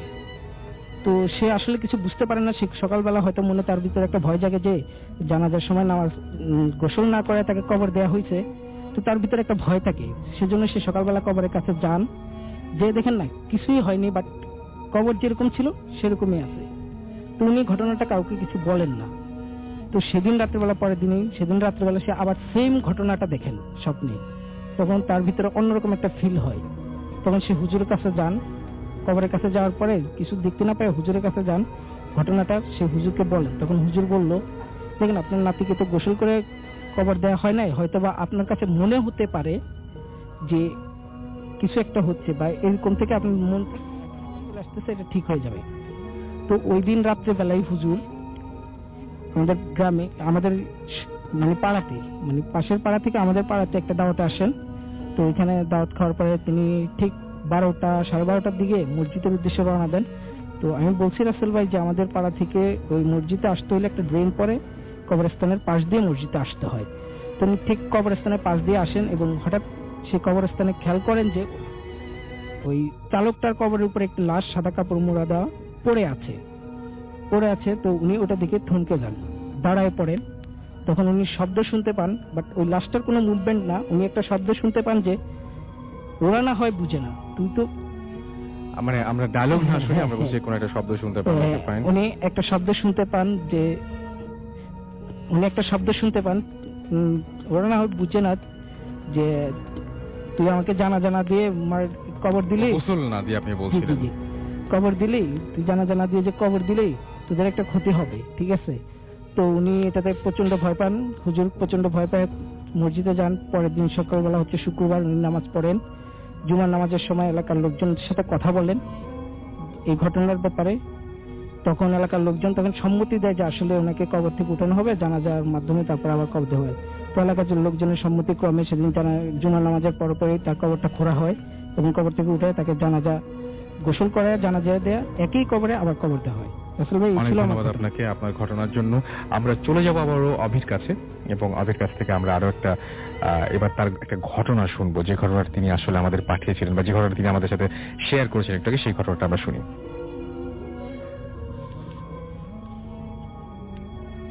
সবাইকে আবার আসসালামু আলাইকুম। এই ঘটনাটা ঘটেছিল এই পৌরসভা নির্বাচনের সময়, যখন আমি গ্রামে গিয়েছিলাম আমাদের গ্রামে হাটে গুদামঘর করার উদ্দেশ্যে আর কি। তো ওখানে এই গুদামঘর করার জন্য আমাকে প্রায় মাসখানেক ওখানে স্টে করতে হয়। তো স্টে করার পাশাপাশি বেশ পরিশ্রমও করতে হয় এবং সকাল থেকে সন্ধ্যা পর্যন্ত আমাকে ওখানেই থাকতে হতো আর কি, সবকিছু মেনটেনেন্সের জন্য। তো একদিন সন্ধ্যায় আমরা ফিরে আসি যখন কাজ শেষ করে, তখন আনুমানিক রাত 9:30 বাজে আর কি। তো ঘটনা ডেসক্রাইব করার আগে একটু অন্য প্রসঙ্গে একটু কথা বলি, না হলে এই ঘটনাটা বুঝতে একটু সমস্যা হবে। আমাদের গ্রামটা হলো রাজবাড়ী জেলার পাংশা থানার পাট্টা নামের গ্রামে, এবং আমাদের পূর্বপুরুষরা জমিদার ছিলেন এবং সেই জমিদারি বাড়ি এখনো আছে, এবং সেই জমিদারি বাড়ির বয়স অ্যাপ্রক্সিমেট 300 বছর আমরা যতদূর জানি আর কি। ওখানে কেউ থাকে না, 2-1টা ঘরে আমাদের দুই চাচা থাকেন, তাছাড়া ওখানে কেউ থাকে না। আর আমাদের গ্রামে যে ঘরটা, সেই ঘরটার একটু বর্ণনা দিয়ে নিই। ঘরটা হচ্ছে আধা পাকা ঘর, এবং বারান্দাটা পুরোপুরি গ্রিল দেওয়া এবং আমাদের গেটটাও গ্রিল দেওয়া। এবার আমি মূল ঘটনায় ফিরে আসছি। তখন আনুমানিক রাত 9:15 মতো বাজে। তো আমি হঠাৎ করেই খুবই ক্লান্ত হয়ে পড়ি। তো আমি মনে করি যে এই সারাদিন পরিশ্রমের জন্য আমাকে এত ধরনের পরিশ্রম করতে হয়, আমি অনেক ক্লান্ত হয়ে পড়েছি, আমি শুয়ে পড়ি। আমার চাচাতো ভাই বলে খাওয়ার জন্য, আমি বলি যে আজকে খাবো না, তুই চলে যা এখান থেকে, আমি একটু ঘুমাবো। তো ও আমাকে বলে যে ভাই আপনি এখন ঘুমালে তো লোকজন এসে আপনাকে ডিস্টার্ব করবে বারবার, আপনি তো এমনি রাগী মানুষ, তাহলে কি করব? আমি তখন বললাম যে তাহলে তুই এক কাজ কর, চাবিটা আমার কাছে দিয়ে গ্রিলের বাইরে থেকে তালা দিয়ে তো চলে যা, যাতে আমি মানে প্রয়োজন হলে বাইরে যেতে পারি। তো আমি ঘুমিয়ে আছি, হঠাৎ করে এত ঘুম আসলো, মানে মিনিটের ভিতরে আমি একেবারে মনে হচ্ছে যেন মানে ঘুমের স্বর্গতলে চলে গেছি। তো ঘুম ভাঙলো একটা বাড়ি খেয়ে। বাড়িটা খেলাম হলো আমাদের পুরনো যে দালানের কথাটা আমি একটু আগে বলছিলাম, ওখানে একটা পরিত্যক্ত যে ঘরটা ছিল, ওটা আমাদেরই ভাগের ঘর। ওই ঘরের দরজার সাথে মানে মাথা গোটা খেয়ে আমার মানে ঘুমটা ভাঙলো, এবং আমি স্টিল দাঁড়িয়ে আছি আর কি। তো হঠাৎ করে ওই জায়গাটা এমনি একটু মানে হরর টাইপের, তো আমি মোটামুটি ভয় পেয়ে গেলাম আর কি। তো আমি ওখান থেকে দৌড়ে চলে আসলাম আর কি। দৌড়ে চলে এসে পাশে যে রুমে চাচা থাকেন তাদের রুমে উঠে গেলাম।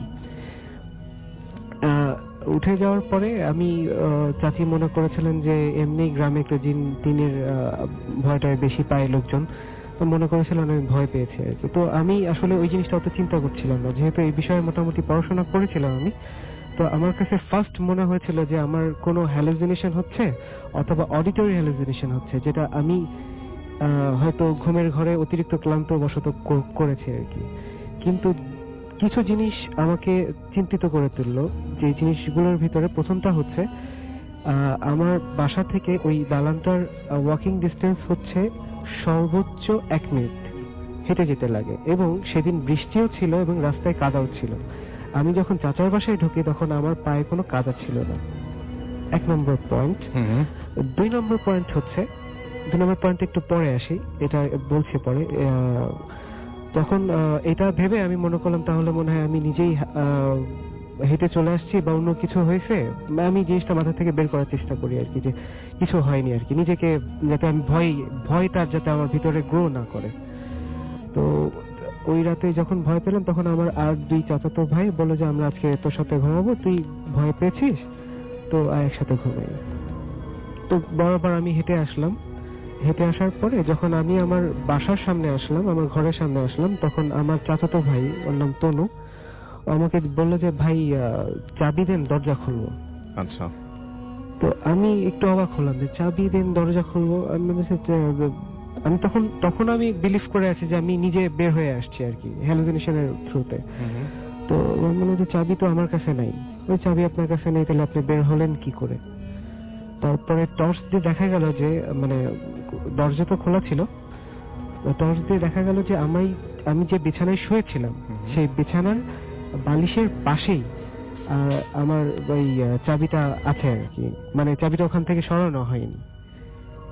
তখন আমি অবাক হলাম যে এই ঘরের দরজা বন্ধ, এই ঘরের তালা দেওয়া, এই ঘরের চারিদিকে গ্রিল দেওয়া, আমি এখান থেকে দালান পর্যন্ত কিভাবে গেলাম এবং আমার পায়ে এক ফোঁটা মাটি কাদা কিছুই ছিল না। এটা কিভাবে সম্ভব? রাইট। এটা আসলে আমার কাছে একটা বড় কোশ্চেন হয়ে এখনো পর্যন্ত আপনার কাছে সেই জিনিসটা দাঁড়িয়ে আছে। আমি এটার সলিউশন এখনো করতে পারি। আপনি নিজেই করতে পারেন না, এটার সলিউশন আমি নিজেই করতে পারি। ওকে, থ্যাংক ইউ ভেরি মাচ। আমরা চলে যাব আমাদের পরবর্তী অতিথির কাছে। আপনার নামটা একটু প্লিজ বলবেন এবং আপনি কোথা থেকে এসেছেন?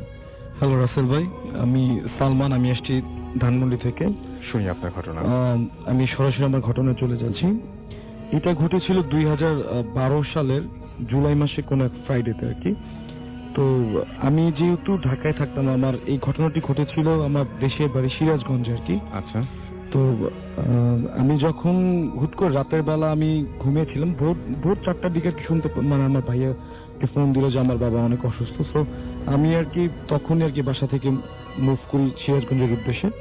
তো সবকিছুই ঠিক ছিল। আমি যখন সিরাজগঞ্জে পৌঁছলাম তখন অ্যাপ্রক্সিমেট মানে সময় ছিল আপনার 12টার কাছাকাছি আর কি। তো সবকিছু দেখে শুনে তো আমি যখন হসপিটালের ভিতরে ঢুকলাম, মানে যে হসপিটালকে ঘিরে আমার এই ঘটনাটা, আমি সঙ্গত কারণে তার নামটা বলছি না।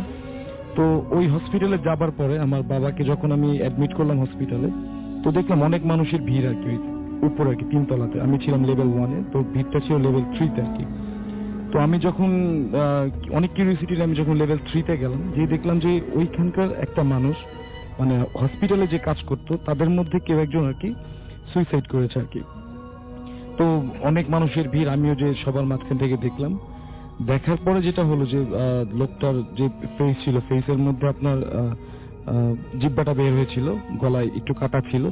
তো এরকম অবস্থায় দেখার পরে সবার একটা দিকে আকর্ষণ ছিল, লোকটার হাতের মধ্যে একটা কাগজ লেখা ছিল, যেখানে কিছু একটা লেখা ছিল যে সে আমাকে বাঁচতে দিল না, এরকম কিছু একটা লেখা ছিল আর কি। কোনো জিন দ্বারা হয়তো কিছু সে পজেস ছিল। তো সামহাও এইসব কারণে, তো এইসব ঘটনা হওয়ার পরে স্বাভাবিকভাবে তার জানা যাবে। মানে উনি ওখানে কোনো মানুষকে দায়ী করেননি, তাই না? না, উনি ওখানে কোনো মানুষকে দায়ী করেনি, উনি দায়ী করেছে কোনো অশরীর আত্মা বা কোনো জিনকে আর কি। তো এটা হওয়ার পরে তো স্বাভাবিকভাবে তার জানা যায় এবং সবকিছু হয়। তো আমার বাবা যখন আইসিইউতে ভর্তি থাকে, তো আমি একটা কথা বলে রাখা ভালো রাসেল ভাই, যে আমার বাসা হসপিটাল থেকে বেশি না 5 মিনিট ওয়াকিং ডিস্টেন্স ছিল। তো সবকিছু পরে রাতে হসপিটালে থাকার ভারটা আমার উপর পড়লো। তো যথাযথ নিয়মে আমি বাসা থেকে চলে আসলাম হসপিটালে রাত 10টা সাড়ে 10টার দিকে। আমি স্মোক করতাম জন্য কিছু সিগারেট নিয়ে এসেছিলাম, যে রাতে যেহেতু সারা রাত জাগতে হবে এই জন্য কিছু সিগারেট সঙ্গে রাখলাম। তো রাত 11:40 আমি হলো বাবার পাশে ছিলাম। তো আমার আবার এইসব প্যারানর্মাল অ্যাক্টিভিটি অনেক কিউরিয়াসিটি ছিল যে আসলে এগুলো কিভাবে হয়, এগুলো কেন ঘটে।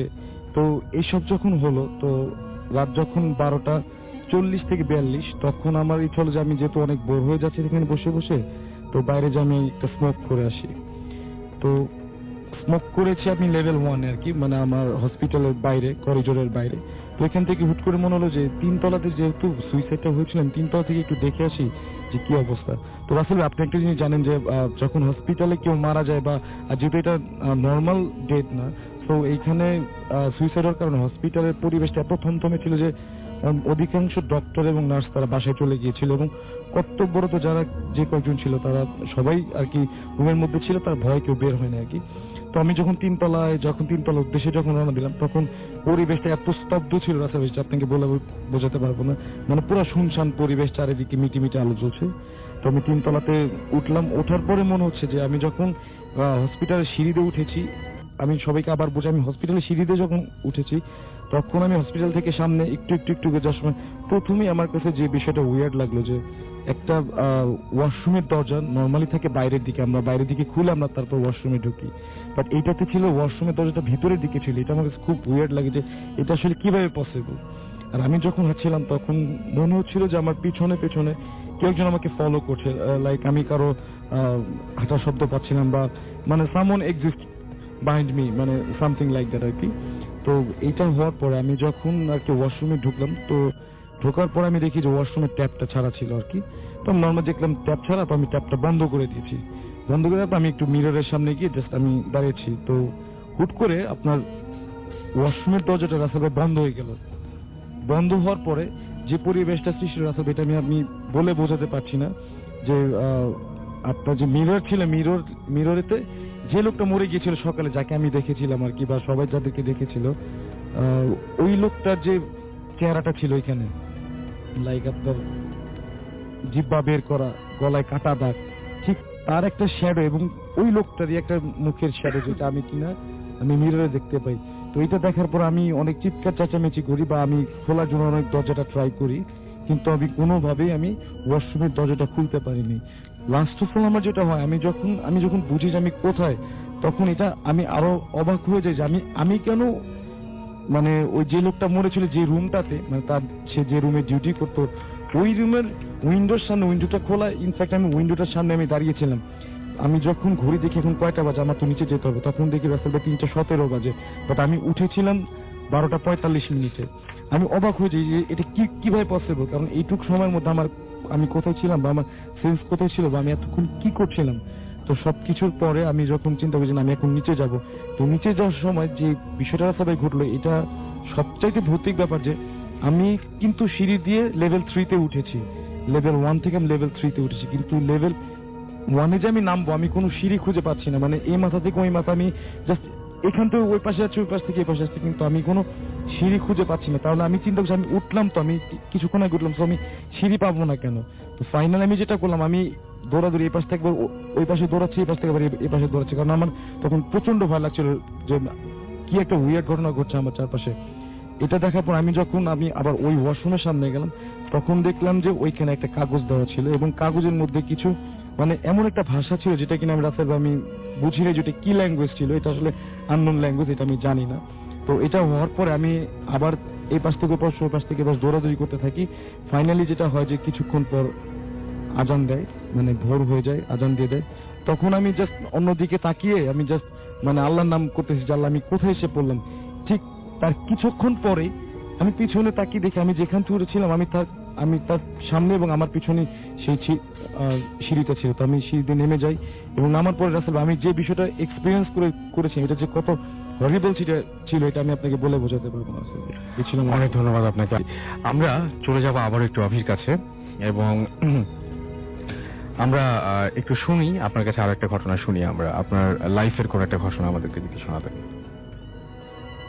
ধন্যবাদ রাসেল ভাই আমার সুযোগ দেওয়ার জন্য।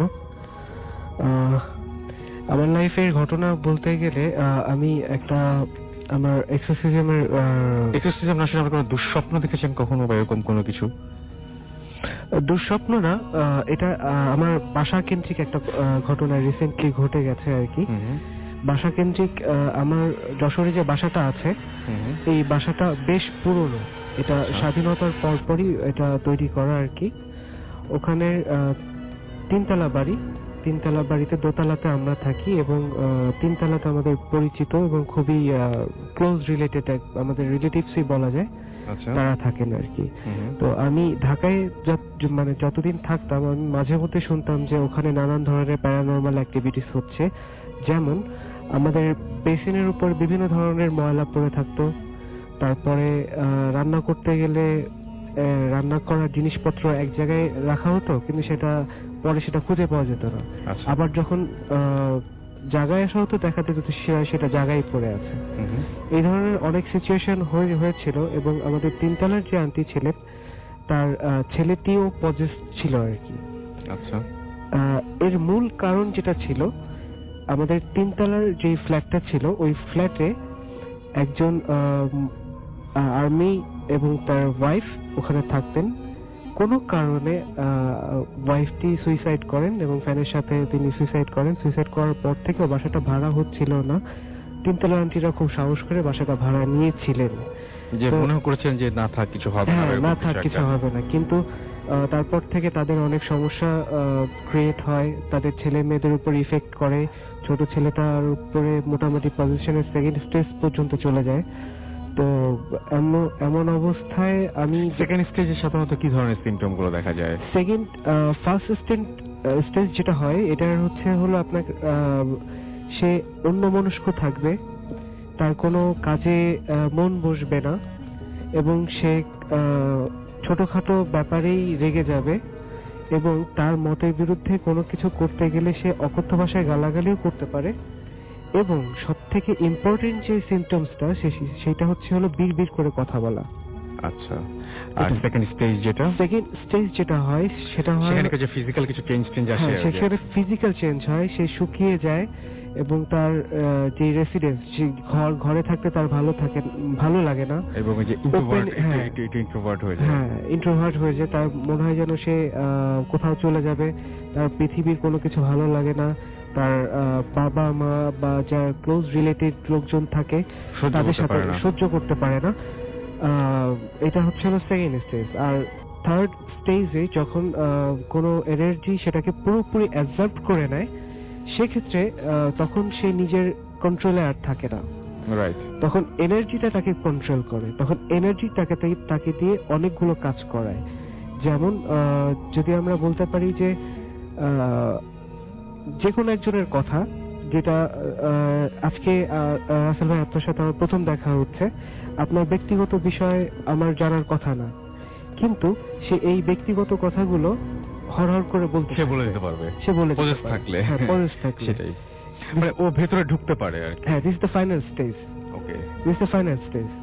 এটা অনেক কিছু আগে থেকে সেন্স করতে পারে, যেমন হ্যাঁ সেটাই, যেমন তাকে কোথায় নিয়ে যাওয়া হবে বা তাকে এক্সারসাইজও করা হয়, সে টের পেতে পারে যে আজকে লোকজন আসতে পারে। হ্যাঁ, এটাই আমি বলতে যাচ্ছিলাম যে এটা আরেকটা সিমটমস, বড় সিমটমস হচ্ছে যখন কাউকে বলা হবে যে তোমাকে এক্সারসাইজ করা হবে, এটা তাকে কিন্তু বলা হয় না, এটা কিন্তু তাকে বলা হয় না। তখন একটা রেসপন্স আসে, আমরা অনেক এরকম ধরনের ঘটনা পেয়েছি। একটা রেসপন্স আসে, আমার এক্সপেরিয়েন্স থেকে আমি যে লাইনটা পেয়েছি সেই একটা লাইনই বারবার রিপিটেড হয়। লাইনটা হচ্ছে, ওকে আসতে মানা কর, ও আসলে ওর সমস্যা হবে। এই একটা লাইনই আমি প্রায় 15-16টা জায়গায় গিয়েছি, আমি নিজে আটটা করেছি, সব জায়গায় আমি একটা সেন্টেন্সের রিপিটই পেয়েছি। ওকে, তারপরে কি হলো? সেটা যেটা বলছিলেন যে আপনি যেখানে ছিলেন সেকেন্ড স্টেজ চলছিল। হ্যাঁ, যে সেকেন্ড স্টেজ চলছিল, তো এমত অবস্থায় আমি এসএ কমপ্লিট করে যশোরে যাই। যশোরে যে আন্টি আমাকে বেশ খুলে বলেন যে আমরা এই শব্দ শুনছি, আমাদের ছাদে অনেক প্রবলেম চলছে। তারা 17 জন পীর ফকিরকে তারা দেখিয়েছেন, কোনো কাজ হয়নি আর কি। তো আন্টি বললেন যে এখন কি করা যায়। তো আমি বললাম যে আন্টি, যদি আমি কিছু করি আপনাদের কোনো আপত্তি আছে কিনা। আমরা পদ্ধতিটা কিন্তু শুনবো না, তারপর আপনি কি সেটা? হ্যাঁ, পদ্ধতিটা আমি বলবো না, এটা বলা নিষেধ আছে, এটা পদ্ধতিটা কখনোই বলবো না। তো আন্টিকে আমি বললাম যদি আমি একটু করি তাহলে কোনো সমস্যা আছে কিনা। তো আমার মা খুবই ভীত প্রকৃতির মানুষ, উনি মোটে রাজি ছিলেন না এই কাজটা করার জন্য। তো অ্যাজ ওয়েল আমি ছাদের উপরে এবং ঘরের ভিতরে যে রিচুয়ালগুলো আমি অ্যাজ ওয়েল করি কমপ্লিট করলাম। কমপ্লিট করার পরে এনার্জিটা ছিল অত্যন্ত পাওয়ারফুল। আচ্ছা, অত্যন্ত পাওয়ারফুল বলতে মানে সে যেতে চাচ্ছে না এখান থেকে, এবং সেটা সেই আত্মাই ছিল যে এখানে সে সুইসাইড করেছিল। তার কথা ছিল, তার মূল বক্তব্য হচ্ছিল এইটা, সে কি বলেছে সেটা আমি বলতে চাচ্ছি না, মূল বক্তব্যটা আমি বলছি। তার মূল বক্তব্য হচ্ছে যে আমি এখানে শেষ হয়েছি, আমি এখানেই থাকবো, বুঝতে পেরেছি। আমাকে এখান থেকে কেউ সরাতে পারবে না। তো আমি যতদূর পড়াশোনা করেছি, আমার যতদূর এই বিষয়ে জ্ঞান আছে, আমি সবগুলো অ্যাপ্লাই করেছিলাম। অ্যাপ্লাই করার শেষ মুহূর্তে এসে তখন সে রাজি হয়, তবে একটা কন্ডিশন দিয়ে রাজি হয় যে আমি যেতে পারি একটা শর্তে, যদি আমাকে একটা বিশেষ কাজে হেল্প করা হয়। ওকে, এবং সেই হেল্পটা আমাকে করতে হবে। কাজটা কি এটা আমি বলতে চাচ্ছি না। তো আমি তাকে কন্ডিশনটা আমি অ্যাকসেপ্ট করে বলেছিলাম যে ঠিক আছে, অন্তত আমাদের ফ্যামিলিদেরকে তুমি এরকম অত্যাচার করো না, তুমি তোমাদের মতো থাকো, আমরা আমাদের মতো থাকতে দাও, এবং তোমার যেই ইচ্ছাটা আছে সেটা আমি ইনশাআল্লাহ পূরণ করবো। আচ্ছা, সবসময় এটা, এবং তারপরে তো নিশ্চয়ই ভালো হয়ে গিয়েছিল। তারপর এখন খুবই ভালো। আমি বলছি যে কোনো জায়গায় যদি এরকম ধরনের কোনো ঝামেলা থাকে, তাহলে যে কোনো একজনকে তারা ভর করবে এবং তার মাধ্যমে মেসেজগুলো দিবে, এটাই তো হয়ে থাকে সবসময়, না? এটা নাকি পরিবারের আরো একাধিক মানুষও পজেসড হতে পারে একজনের দ্বারাই? এটা 95% একজনের পরে হয়, আর 5% হয় বেশ কয়েকজনের উপরে, যেটাকে আমরা মানে একে বিভিন্ন সময়। হ্যাঁ, আবার ব্যাপারটা উল্টো হতে পারে যে একজনের পরে অনেকগুলো জিন ভর করে। হ্যাঁ, সেটাও হয়। যেটা আপনি এমিলি রোজ, যেটা এমিলি রোজ, হ্যাঁ Emily rose, exorcism of Emily রোজ, তারপর 5টা জিন ভর করেছিল। সে কিন্তু একটা লোক ছিল, তারপর 5 জন জিন ছিল। কিন্তু এমনও আছে যে একটাই জিনই 5 জন অথবা 10 জনকে ক্যাপচার করে রাখছে তার আন্ডারে। এটা পসিবল। ওকে, আপনাকে অনেক ধন্যবাদ। চলে আসছি জুনায়েদের কাছে। Junaid, welcome back. আশা করছি যে ভালো কাটছে আপনার বাংলাদেশের দিনগুলো। Hello listeners, I hope happy Valentine's day সবাইকে আমার পক্ষ থেকে। আজ রাসেল ভাই বসে, হ্যাঁ স্পেশাল কিছু করা উচিত, খুবই ইম্পর্টেন্ট স্পেশাল কিছু করা। তো আমার ঘটনাটা শুরু করবো একটা স্পেশাল কাপলকে নিয়ে। আই হোপ আপনারা সবাই একটা স্পেশাল অনুভূতি পাবেন। সো বেসিক্যালি ঘটনাটা চলে যাচ্ছি সরাসরি। ঘটনাটা হচ্ছে একটা আমার ফ্রেন্ডের দুলা ভাইয়ের সাথে, যিনি থাকে খুলনাতে। সো ঘটনাটা হচ্ছে এভাবে যে যখন উনি দুলা ভাইটা ছোট থাকতেন, তো ওনার ছোটবেলা থেকে ওনার উপর জিনের ছায়া থাকে একটা।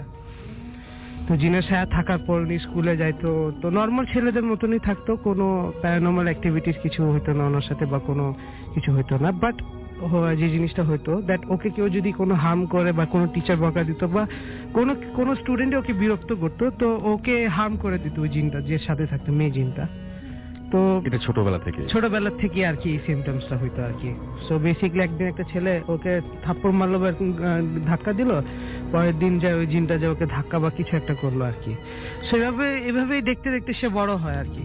তো যখন সে 16-18 হয়, যখন সে ম্যাট্রিক পরীক্ষা বা এইচএসসি পরীক্ষা দিবে, ম্যাট্রিক পরীক্ষা যখন দিবে, ম্যাট্রিক পরীক্ষার ঘটনা যেটা হয় কি, এক্সামে ওনাকে বই খুলে নিয়ে যে জিনটা দেখায় দিত এক্সামে কেমনে করে, এরকম ধরনের না রকমের হেল্প করতে সব একদম ছোটবেলা থেকে, নট আনএথিক্যাল।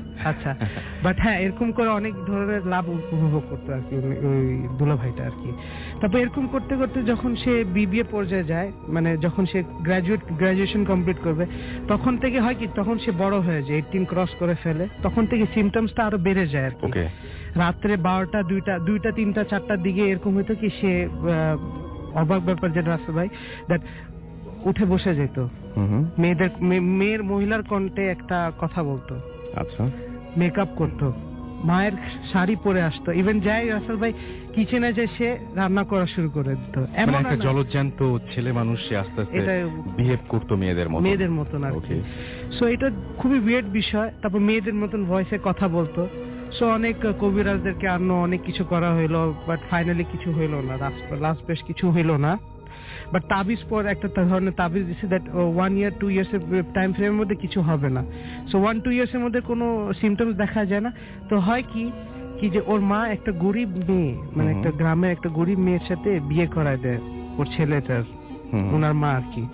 সো বিয়ে করার পর জানেন তো গরিব মেয়ে তো কিছু তেমন কিছু একটা তো বিয়ে করা যায়। বিয়ে করানোর পর যখন বিয়ের ফার্স্ট নাইট যেটা হয়, তো বিয়ের ফার্স্ট নাইটে করে কি বিয়ের ফার্স্ট নাইট যেটা জিনটা কি করছে দ্যাট ওই ওয়াইফকে উঠা পটকায় দিল নিচে, আচ্ছা, মাটিতে। এরকম অনেক ধরনের হার্ম এফেক্ট করতো। গ্লাসে যে জার হয়, জার যে ফুল রাখে, ফুলদানি বলে ওটারে, ওটা ছুঁড়ে ফালাই দিত। হঠাৎ করে বসে হঠাৎ করে ছুঁড়ে ফালাই দিল। তো ওয়াইফটা কিন্তু নিজের হাজবেন্ডকে অনেক লাভ করতো। তো ওয়াইফটাই বলতো নিজের হাজবেন্ডকে দ্যাট কি তোমার সাথে যেই জিনিস থাকুক না কেন আমি তোমাকে কোনোদিন ছাড়বো না, আমি দেখবো, আমি তোমার সাথে সারা জীবন থাকবো, এন্ড আই উইশ কি একে আমাকে আলাদা করতে পারবে। অনেক চেষ্টা করছে, আলাদা হচ্ছিল না ওরা। তো এরকম করার পর হাজবেন্ডের খুব ভালো একটা কর্পোরেট অফিস জব করে, হ্যাঁ।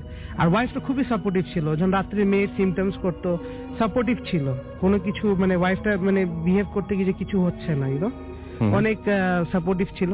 তারপর মানে যখন অফিসে যাইতো, অফিসে আসতো, অফিসে সামহাও একটা মেয়ের সাথে পরিচয় হয়। এখানে টুইস্টটা আসে রাসেল ভাই, দ্যাট পরিচয় হওয়ার পর পরিচয় যখন হয় মেয়ের সাথে একটা অ্যাফেয়ার চলে আর কি, ওর ওয়াইফ থাকতে পারছে। মেয়েটা দেখতে খুবই সুন্দর ছিল। তো এরকম করতে করতে ওয়াইফটা জানে, একটা বাচ্চাও হয়, ওকে। তারপর ম্যারিটাল 3-4 years এর পর ওয়াইফটা ছাড়ে দেয় নিজের হাজবেন্ডকে, ওকে। তো ছাড়ে দেওয়ার পর যেটা হয় রাসেল ভাই, দ্যাট ওয়াইফটা তো ডিভোর্স করে চলে গেছে, বাট হাজবেন্ড যেটা ছিল সে পাগল হয়ে যায়। আর যে মেয়েটার সাথে যে অ্যাফেয়ার ছিল ওর কোনো ট্রেস পাওয়া যায়নি আজ পর্যন্ত রাসেল ভাই।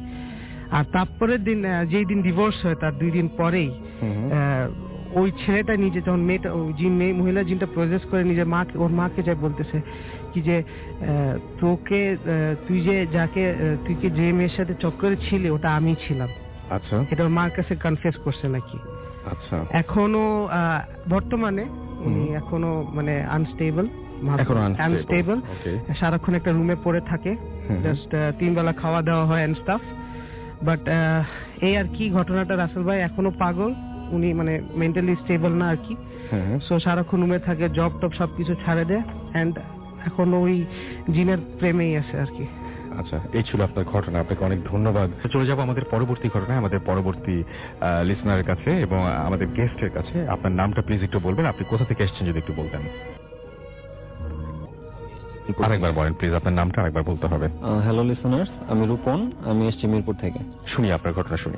আমার ঘটনাটি হচ্ছে বেসিক্যালি আমি গত বছরের ডিসেম্বরের দিকে আমার বাবাকে পিক করার জন্য এয়ারপোর্টে গিয়েছিলাম। তো তখন আমার বাবার ফ্লাইট কিছুটা লেট করে, তখন আমাদের গাড়ির পাশের গাড়ির যে ড্রাইভার ছিল ওনার কাছ থেকে আমি বেসিক্যালি ঘটনাটি শুনেছি। তবে ঘটনাটা হচ্ছে অনেকটা এরকম, উনি রাতের বেলা প্রায় 11টার দিকে যাত্রী নিয়ে আপনার ঢাকা থেকে কুমিল্লা যাচ্ছিল। তো যাত্রী হিসেবে ওনার সাথে ছিল একজন ভদ্রলোক, ওনার ওয়াইফ এবং ওনার 5 বছর বয়সের একটি ছেলে। তো ঢাকা থেকে কুমিল্লা যাওয়ার পথে রাসেল ভাই আমি একটু বলিনি, তখন ছিল শীতকাল আর অনেক সত্যপ্রবাহ চলছিল। তো উনি যেটা আমাকে বলছিলেন সেটা হচ্ছে গাড়ির হেডলাইটের আলো দেওয়ার পরেও আপনার 1 হাত দূরও কি ছিল সেটা তেমন একটা বোঝা যাচ্ছিল না, কিন্তু ওনারা অনেক এক্সপার্ট আর অভিজ্ঞ থাকার কারণে আর পথঘাট খুব ভালো করে চেনা থাকার কারণে তারা খুব ওনার কোনো সমস্যা হচ্ছিল না। আচ্ছা। তো কাঁচপুর বিচ পার হওয়ার পর মদনপুর নামে একটা জায়গা আছে, তো ওখানে ওনার যে যাত্রীরা ছিল ওনারা ডিনার করেনি রাতের বেলা। তো তখন ওনারা তাকে বললেন যে আমরা তো ডিনার করিনি, আশেপাশে কোনো হোটেল আছে কিনা। রাস্তায় হাইওয়েতে প্রায় সময় রাতের বেলা কিছু হোটেল খোলা থাকে, সাধারণত রাস্তাঘাটে যেসব ট্রাক বা এই টাইপের গাড়ি চলাচল করে তাদের জন্য। তো উনি বলেননি ওখানে হোটেল ছিল, কিন্তু উনি বলেননি, কারণ ওনার কথা মতে যেটা শুনেছি আমি সেটা হচ্ছে এই জায়গাটা বেশি একটা ভালো ছিল না, সেখানে আপনার প্রায় সময় ডাকাতি প্লাস টুকটাক কিছু ইনসিডেন্ট হতো। তো উনি তাদেরকে বললেন যে সামনে দেবিদ্বারের কাছে আর কিছু একটা জায়গা আছে, সেখানে ভালো হোটেল আছে, সেখানে না হয় আমরা একসাথে ডিনার করবো, সমস্যা নেই। তো রাসেল ভাই এর কিছু দূর যাওয়ার পর আপনার প্রায় তখন রাতে 4টা বাজে, আর কুয়াশা কিছুটা কমে এসেছে, আর আপনার আশেপাশে ছিল রাস্তার পাশে ছিল আপনার ধানি জমি আর রাস্তার পাশে গাছ ছিল। তো তারা যাচ্ছিলেন, হঠাৎ করে ওনার কাছে মনে হলো যে রাস্তা থেকে কিছু দূরে আপনার হেডলাইটের আলোতে যতটুকুনি বুঝতে পারলেন যে রাস্তার উপর কিছু একটা দাঁড়িয়ে আছে। তো রাসেল ভাই প্রায় সময় রাত্রেবেলা আপনার কুকুর কিংবা শিয়াল টিয়াল রাস্তার উপর চলে আসে, তো উনি ভাবলেন সেরকম টাইপের কিছু একটা হবে। কিন্তু যতই কাছে গেলেন উনি যেটা বুঝতে পারলেন সেটা হচ্ছে যে জিনিসটা আসলে কুকুর কিংবা শিয়াল এই টাইপের কিছুই ছিল না, জিনিসটা ছিল একটা মানুষ, আপনার শীর্ণ দেহের মানুষ।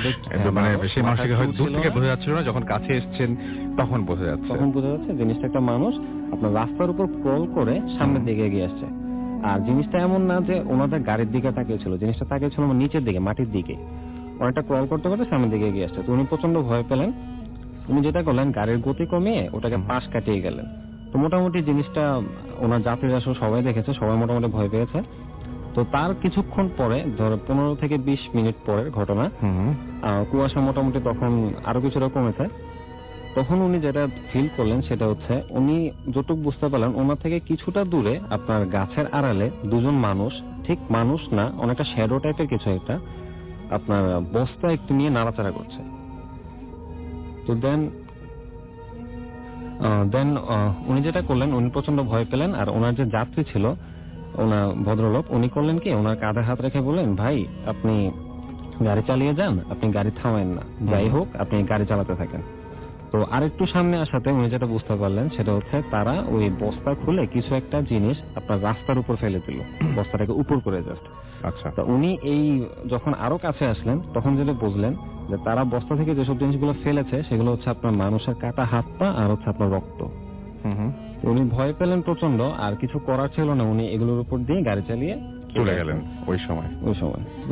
এরপর আর কোনো ঘটনা ঘটেনি, মানে কোনো প্যারানর্মাল ঘটনা মানে তারপর আর ঘটেনি, কিন্তু ওনারা পার হয়ে চলে এসেছিলেন।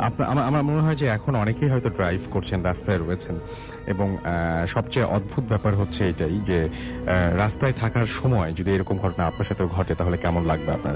আমরা চলে যাচ্ছি আমরা জুনায়েদের কাছে। Hello listeners again. হ্যাঁ, যে ঘটনাটা আমি বলতে চাবো আজকে ভূত এফএম যে খুবই একটা ইউনিক এন্ড খুবই অদ্ভুত একটা ঘটনা, যেটা স্কুবা ডাইভিং নিয়ে হয়। ওকে, বেসিক্যালি এটা ওয়াটার ডাইভিং যেটা হয়, পানির নিচে যারা যায় ওদেরকে নিয়ে রিলেটেড কিছু ঘটনা আছে। সো বেসিক্যালি ঘটনাটা হয় আমার একটা ফ্রেন্ডের চাচার সাথে, যেটা টার্কিতে হয় ঘটনাটা। তো ঘটনাটা হয় কি, তো ওরা একটা ইনস্টিটিউট থাকে, তো ওরা নতুন ট্রেনারদেরকে ট্রেন করার জন্য টার্কিতে একটা ইনস্টিটিউটে ট্রেন করে। তো ওদেরকে নিয়ে যাওয়ার জন্য, ওদেরকে প্র্যাকটিস করানোর জন্য একটা কোস্টে যায় ওরা, মানে একটা সমুদ্রের কাছে যায়, সব স্কুবা ডাইভিং এর টিমদেরকে নিয়ে যায়, ওরা প্র্যাকটিস করবে আর কি। ফার্স্ট স্কুবা ডাইভিং ওদের যে সেশনটা হয়। সো তুর্কির একটা সিটি আছে, সিটি থেকে কিছু কিলোমিটার দূর, আই গেস 50 কিলোমিটার দূর একটা কোস্ট আছে, একটা সুন্দর একটা সি আছে। সো বলতে হবে স্কুবা ডাইভিং এ যারা যাচ্ছে তাদের টিমের মধ্যে ছিল 4-5 জন, ঠিক আছে, 5 থেকে 6 জন ছিল আই গেস। তো তার মধ্যে ছিল 2-3 জন ট্রেনার আর 4 জন যারা নতুন ট্রেনি ছিল আর কি, বুঝছেন? তো এইভাবে ছিল। তো ওরা উদ্দেশ্য নিল কি যে ওরা কোস্টে যায়, ওরা স্কুবা ডাইভিং পারফর্ম করবে ফার্স্ট ওখানে, হ্যাঁ তুর্কিতে আর কি। তো যাওয়ার পর রাস্তায় হাইওয়েতে যায় ওরা সব ফ্রেন্ড মিলে, সব স্কুবা ডাইভিং টিমটা যায়। তো যাওয়ার পর রাস্তা একটা গ্যাস স্টেশনে থামে আর কি, পেট্রোল পাম্পে। নামাজের টাইম হলো, অনেকে নামাজ পড়তে নামছিল গাড়ি থেকে, অনেকে রিফ্রেশমেন্টের জন্য গ্যাস নেওয়ার জন্য, অনেকে পেট্রোল নেওয়ার জন্য, যেটা হয়। তো হওয়ার পর যে আমার ফ্রেন্ডের চাচাটা থাকে, তো উনি কি করছে, ব্যাগডালা মানে পিছনে ব্যাগডালা যায় খুলছে, তো ওখানে অনেকগুলি অক্সিজেন সিলিন্ডার ছিল, ওগুলি কিছু ঠিক করতেছিল আর কিছু মানে অ্যারেঞ্জমেন্ট করতেছিল আর কি। তো করার পর ওখান থেকে হঠাৎ করে একটা মুরব্বী একটা লোক আসে ওখানে। ওই লোক ওনার চাচাকে জিজ্ঞাসা, বাবা তোমরা কই যাচ্ছ? আচ্ছা। তো বলে এই তো আমরা যাচ্ছি এখানে, তোমরা স্কুবা ডাইভিং করতে যাচ্ছ রাইট? বলে হ্যাঁ আমরা এরকম যাবো, আজকে আমাদের ফার্স্ট টাইম আমরা করবো আর কি। তো আচ্ছা তুমি এক কাজ করো, ওই যে কোস্টে যে সিতে যাচ্ছ তোমরা, যেখান থেকে সিট আসে 3-4 কিলোমিটার দূরে যায় নিচে দেখবা, ওই 80 ফিট নিচে ওখানে দেখবা, ওখানে অনেক বড় একটা শিপ আছে। হ্যাঁ, তোমরা ওখানে যে তোমরা দেখতে পারবে, এই জিনিসটা অনুভব করতে পারবা।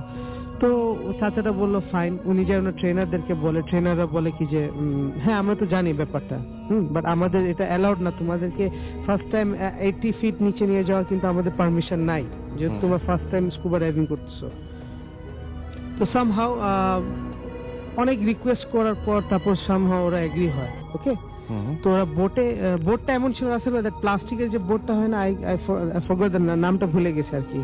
সো ওই বোটে করে 3-4 কিলোমিটার কোস্ট থেকে পানির মাঝখানে একদম সমুদ্র 3-4 কিলোমিটার যায়, থামে যায়। ওকে, থামে যাওয়ার পর ওখান থেকে ওরা সবাই আস্তে আস্তে ট্রেনারটা আগে লাফ মারে, তারপর ওদের যারা যাদেরকে ট্রেনিং দিতেছিল ওরা আস্তে আস্তে 4 জন করে নামে পানিতে, আর একজন রাসেল ভাই যেটা স্কুবা ডাইভিং একজন বোটে থাকবে, মানে উনি অবজার্ভ করবেন। কোনো এমার্জেন্সি ওদের হাতে একটা সুইচ বাটন থাকে, যদি কোনো এমার্জেন্সি নিচে হয় ওরা সুইচ বাটন টিপলে উপরে খবরটা চলে যাবে এবং তারপরে উনি ওদেরকে রেস্কিউ করবে যদি কোনো টেকনিক্যাল প্রবলেম থাকে আর কি।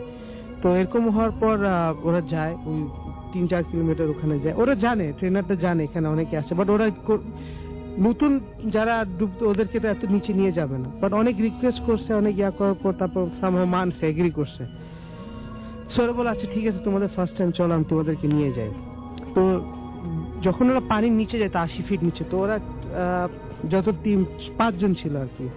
তো ফার্স্ট যে ট্রেনারটা থাকতো, তারপর ওর পর থাকতো 3 জন যারা নতুন শিখতেছে আর কি। ওরা ক্লকওয়াইজ মানে সার্কেল করে ঘুরে ঘুরে পানির নিচে 80 ফিট নিচে যাবে আর কি। আর লাস্টের দিকে থাকতো আরেকটা ট্রেনার। আচ্ছা, তো ওরা এমনি সিরিয়াল করে নিচে যায়। 80 ফিট নিচে যায়, দেখে একটা বোট মানে একটা শিপ সত্যি আছে। এটা মানে সবাই জানে যে ওখানে আছে। আচ্ছা, কিন্তু এটা অ্যালাউড না আর কি ওদের ফার্স্ট ট্রেনিং সেশনে ওটা ভিজিট করা বা ওখানে যাওয়া। ফার্স্ট ট্রেনিং সেশনে তো কখনোই অ্যালাউ না 80 ফিট নিচে পানি।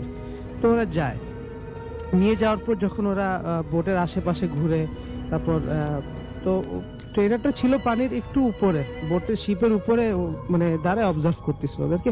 ওদের 4 জনকে বললো কি তোমরা যে সার্কেল করো, ঘুরো, তোমরা সমস্যা নেই, শিপের আশেপাশে ঘুরো। তো ওরা নিয়মিত শিপের আশেপাশে ঘুরছে। অনেক পুরানো শিপ, 18th সেঞ্চুরি শিপ হবে ওটা, কাঠের শিপ আর কি। তো নিচে যাওয়ার পর ওখানে একটা শিপের মাঝখানে একটা ছিদ্র ছিল। তো আমার ফ্রেন্ডের চাচা কি করছে, ওই ছিদ্র ওখানে যে ঘুরে ওই ছিদ্র ওখানে উকি মারছে যায় একটা। আচ্ছা, উকি মারে, যেটা মানে সবচেয়ে উইয়ার্ড একটা জিনিস যেটা দেখলো, দ্যাট ওই লোকটা যে যাকে হাইওয়েতে দেখছিল লাস্ট টাইম, কিছুক্ষণ আগে 2-3 ঘন্টা আগে যখন দেখছিল, ওই লোকটা ঠিকই নিজের ওয়াইফ আর নিজের ছেলে মেয়েদের সাথে বসে আছে নিচে। ওকে, আর ওটা দেখে সে ওখানেই সেন্সলেস হয়ে যায় পানির মধ্যে আর কি। পানির মধ্যে যখন সেন্সলেস হয়ে যাচ্ছে, পানির নিচে পড়ে যায় আর কি। তখন সব রেস্কিউ মানে ওরা দেখছে, দেখার পর ওরা সবাই দেখে উঠায় ওকে উপরের সামহাউ উপরে পর্যন্ত নিয়ে আসার পর তখন আর কি আসলে বিকাল আর কি, মানে তখন সন্ধ্যার দিক আসতেছে আর কি। তো ওখান থেকে ব্যাক করতে করতে হঠাৎ করে রাসেল ভাই ওই শিপটা মানে যে বোটে রিটার্ন করতেছে, ওই বোটটা শেষ, মানে ফুটা হয়ে মানে বাস্ট হয়ে গেছে আর কি। প্লাস্টিকের যেটা বোটটা ছিল, নামটা ভুলে গেছি কি বলো ওটারে। তো হয়ে মানে হওয়ার পর তো সব ওদের ইকুইপমেন্টস যা ছিল সব পানিতে নিচে চলে গেছিল। এখন আপনাকে 3 কিলোমিটার আপনাকে সাঁতার করে মানে যেখানে যে কোস্ট আছে ওখানে আসতে হবে, পানি 3 কিলোমিটার সুইমিং করতে। এটা কোনো বড় ব্যাপার না আসলে, হঠাৎ করে হয়েছে, বিরাট ব্যাপার, অনেক কষ্ট ছিল। আর আপনার যে ইকুইপমেন্ট ছিল ওগুলি তো রাখতে হবে সাইডে, না কোনো ইকুইপমেন্ট তো রাখার জায়গা নেই। তো সামহাউ 3-4 জন 5-6 জন ট্রেনার মিলে সামহাউ সুইমিং করে, ওদের যেটা স্কুবা ডাইভিং এ যেটা ট্রেনিং দিয়ে থাকে, সামহাউ সুইমিং করে কোস্ট পর্যন্ত চলে আসে। আসার পর সে যে চাচাটা ছিল অনেক শিভার করতেছে, অনেক কাঁপতেছিল। তোকে জিজ্ঞাসা কি হলো, বলে আমি যে লোকটাকে গ্যাস স্টেশনে দেখলাম আপনার ব্যাপার বলে, ওই লোকটাকে আমি নিচে দেখছি শিপের ভিতরে সে বসে আছে। একটা মহিলা ছিল, 2টা বাচ্চা ছিল, ওরা ঘোরাঘুরি করতেছে। নিজের চোখে দেখছেন এটা। তারপরে তো দেখতে পানি যে সিনারিটা ছিল মানে শ্যাডোর মতন বসে আছে, নর্মাল মানুষের মতন মুভমেন্ট করতেছে, অ্যাজ ইফ নর্মাল দুনিয়াতে যেটা হয় আর কি। সো ওটা দেখে সে অনেক জ্বর হয়ে যায়। তো ওরা রিটার্ন করলো আর কি। তো রিটার্ন করার পর সিটিতে আসার কিছুক্ষণ আগে তারপর আবার ওরা গ্যাস স্টেশনে থামে, মাগরিবের সময় নামাজ পড়ার জন্য। তো একটা ট্রেনার থাকে যে ওনার সাথে, যেহেতু ওনার এত জ্বর, বাকি সবাই নামাজ পড়ে আসতেছে না আর কি। তো আসার পর যেটা দেখে রাসেল ভাই, দ্যাট ওই লোকটা আবার জানলা থেকে বললো, মানে গাড়ির জানলার বাইরে থেকে ওনাকে বলতেছে কি, আমি তোমাকে আমার বাসায় ডাকলাম, তুমি আসলা না, আমি তো তোমাকে দাওয়াত দিয়েছিলাম, তুমি কেন আসলো না আমার বাসায়? ওকে, তো এটা দেখে সে আর মানে ওখানে আবার সেন্সলেস হয়ে যায় আর কি।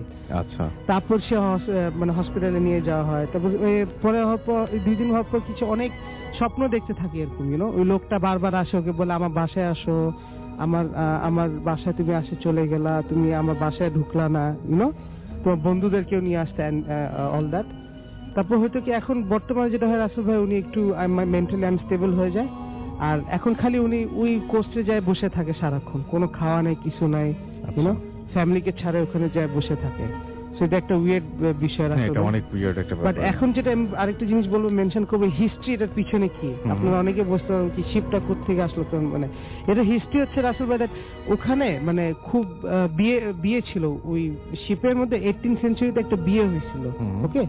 ওই বিয়েতে মানে ওই শিপটা সেল করে মানে অন্য একটা সিটি থেকে এই কোস্টে আসতেছিল আর কি। আচ্ছা, তো ঝড়ের কারণে ওই শিপটা মানে সিঙ্ক হয়ে যায়, মানে পানির নিচে ডুবে যায় আর কি। আচ্ছা। তো যারা মানে মারা গিয়েছেন আর কি, ওদেরকেই উনি লাস্টে উনি ওদেরকেই অবজার্ভ করছিলেন। এখনো রাসেল ভাই উনি ওখানে যে কোস্টে সারাক্ষণ সারা রাত বসে থাকে, সারাদিন বসে থাকে একা। মানে আমার ফ্রেন্ডও বলে মাঝে মাঝে অনেকে দেখছে নাকি দ্যাট উনি পানিতে এমনি উইদাউট গেছেন 80 ফিট নিচেও নাকি গেছেন, এরকম অনেকবার উনি এরকম মানে দেখছে, এগুলো শোনা যায় আর কি। সো এটা হচ্ছে একটা ঘটনা। Thank you so much. আমরা করবো আবার ঘটনায় ফিরে যাব। আমাদের সঙ্গে আরো একজন অতিথি রয়েছেন, আমরা তার ঘটনা শুনবো। আপনার নামটা একটু বলবেন প্লিজ, কি নাম আপনার? হ্যালো লিসেনার, আমি মিজানুর রহমান সানি, আমি এসেছি দোহার কার্তিকপুর থেকে। ওকে, আমরা শুনি আপনার ঘটনা। আমি যে ঘটনাটি বলবো এটি আমার সাথে না, আমার এক ভাইয়ের সাথে, মানে কি সেই ভাইয়ের সাথে শেয়ার করা ঘটনা। ভাইয়ের নাম নোমান। তিনি মালয়েশিয়া একটি হসপিটালে চাকরি করতেন। তো ওখানে এটা ছিল আপনার একটা মেডিকেল কলেজ। তো এখানে আপনার 3 স্টুডেন্ট ছিল যারা এক রুমে থাকতো, রুমমেট। এদের ফাইনাল পরীক্ষা, তো তারা পরীক্ষা দিতে যাবে, এমন সময় সকালে ড্রাইভার অসুস্থ হয়ে পড়ে। মানে তাদের নিজেদের ড্রাইভ করে যেতে হয়। তো রাস্তার মধ্যে কোনো একটা কারণে ট্রাফিক পুলিশ তাদের গাড়িটাকে স্টপ করে। এমন সময় পিছন থেকে একটা গাড়ি এসে তাদের গাড়িটাকে চাপা দেয়, এবং কি খুব মুমূর্ষু অবস্থায় তাদেরকে হসপিটালে নেওয়া হয়। হসপিটালে নেওয়া হলে 2 জন ওখান থেকে মারা যায়। তাদের লাস্ট আপনার ফ্রিজ করার জন্য তাদের লাশ রাখা হয় ফ্রিজে। তো এখানে হলো মূল ঘটনা। তো সবকিছু নর্মাল, সেদিনকেও নর্মালের মতোই ছিল।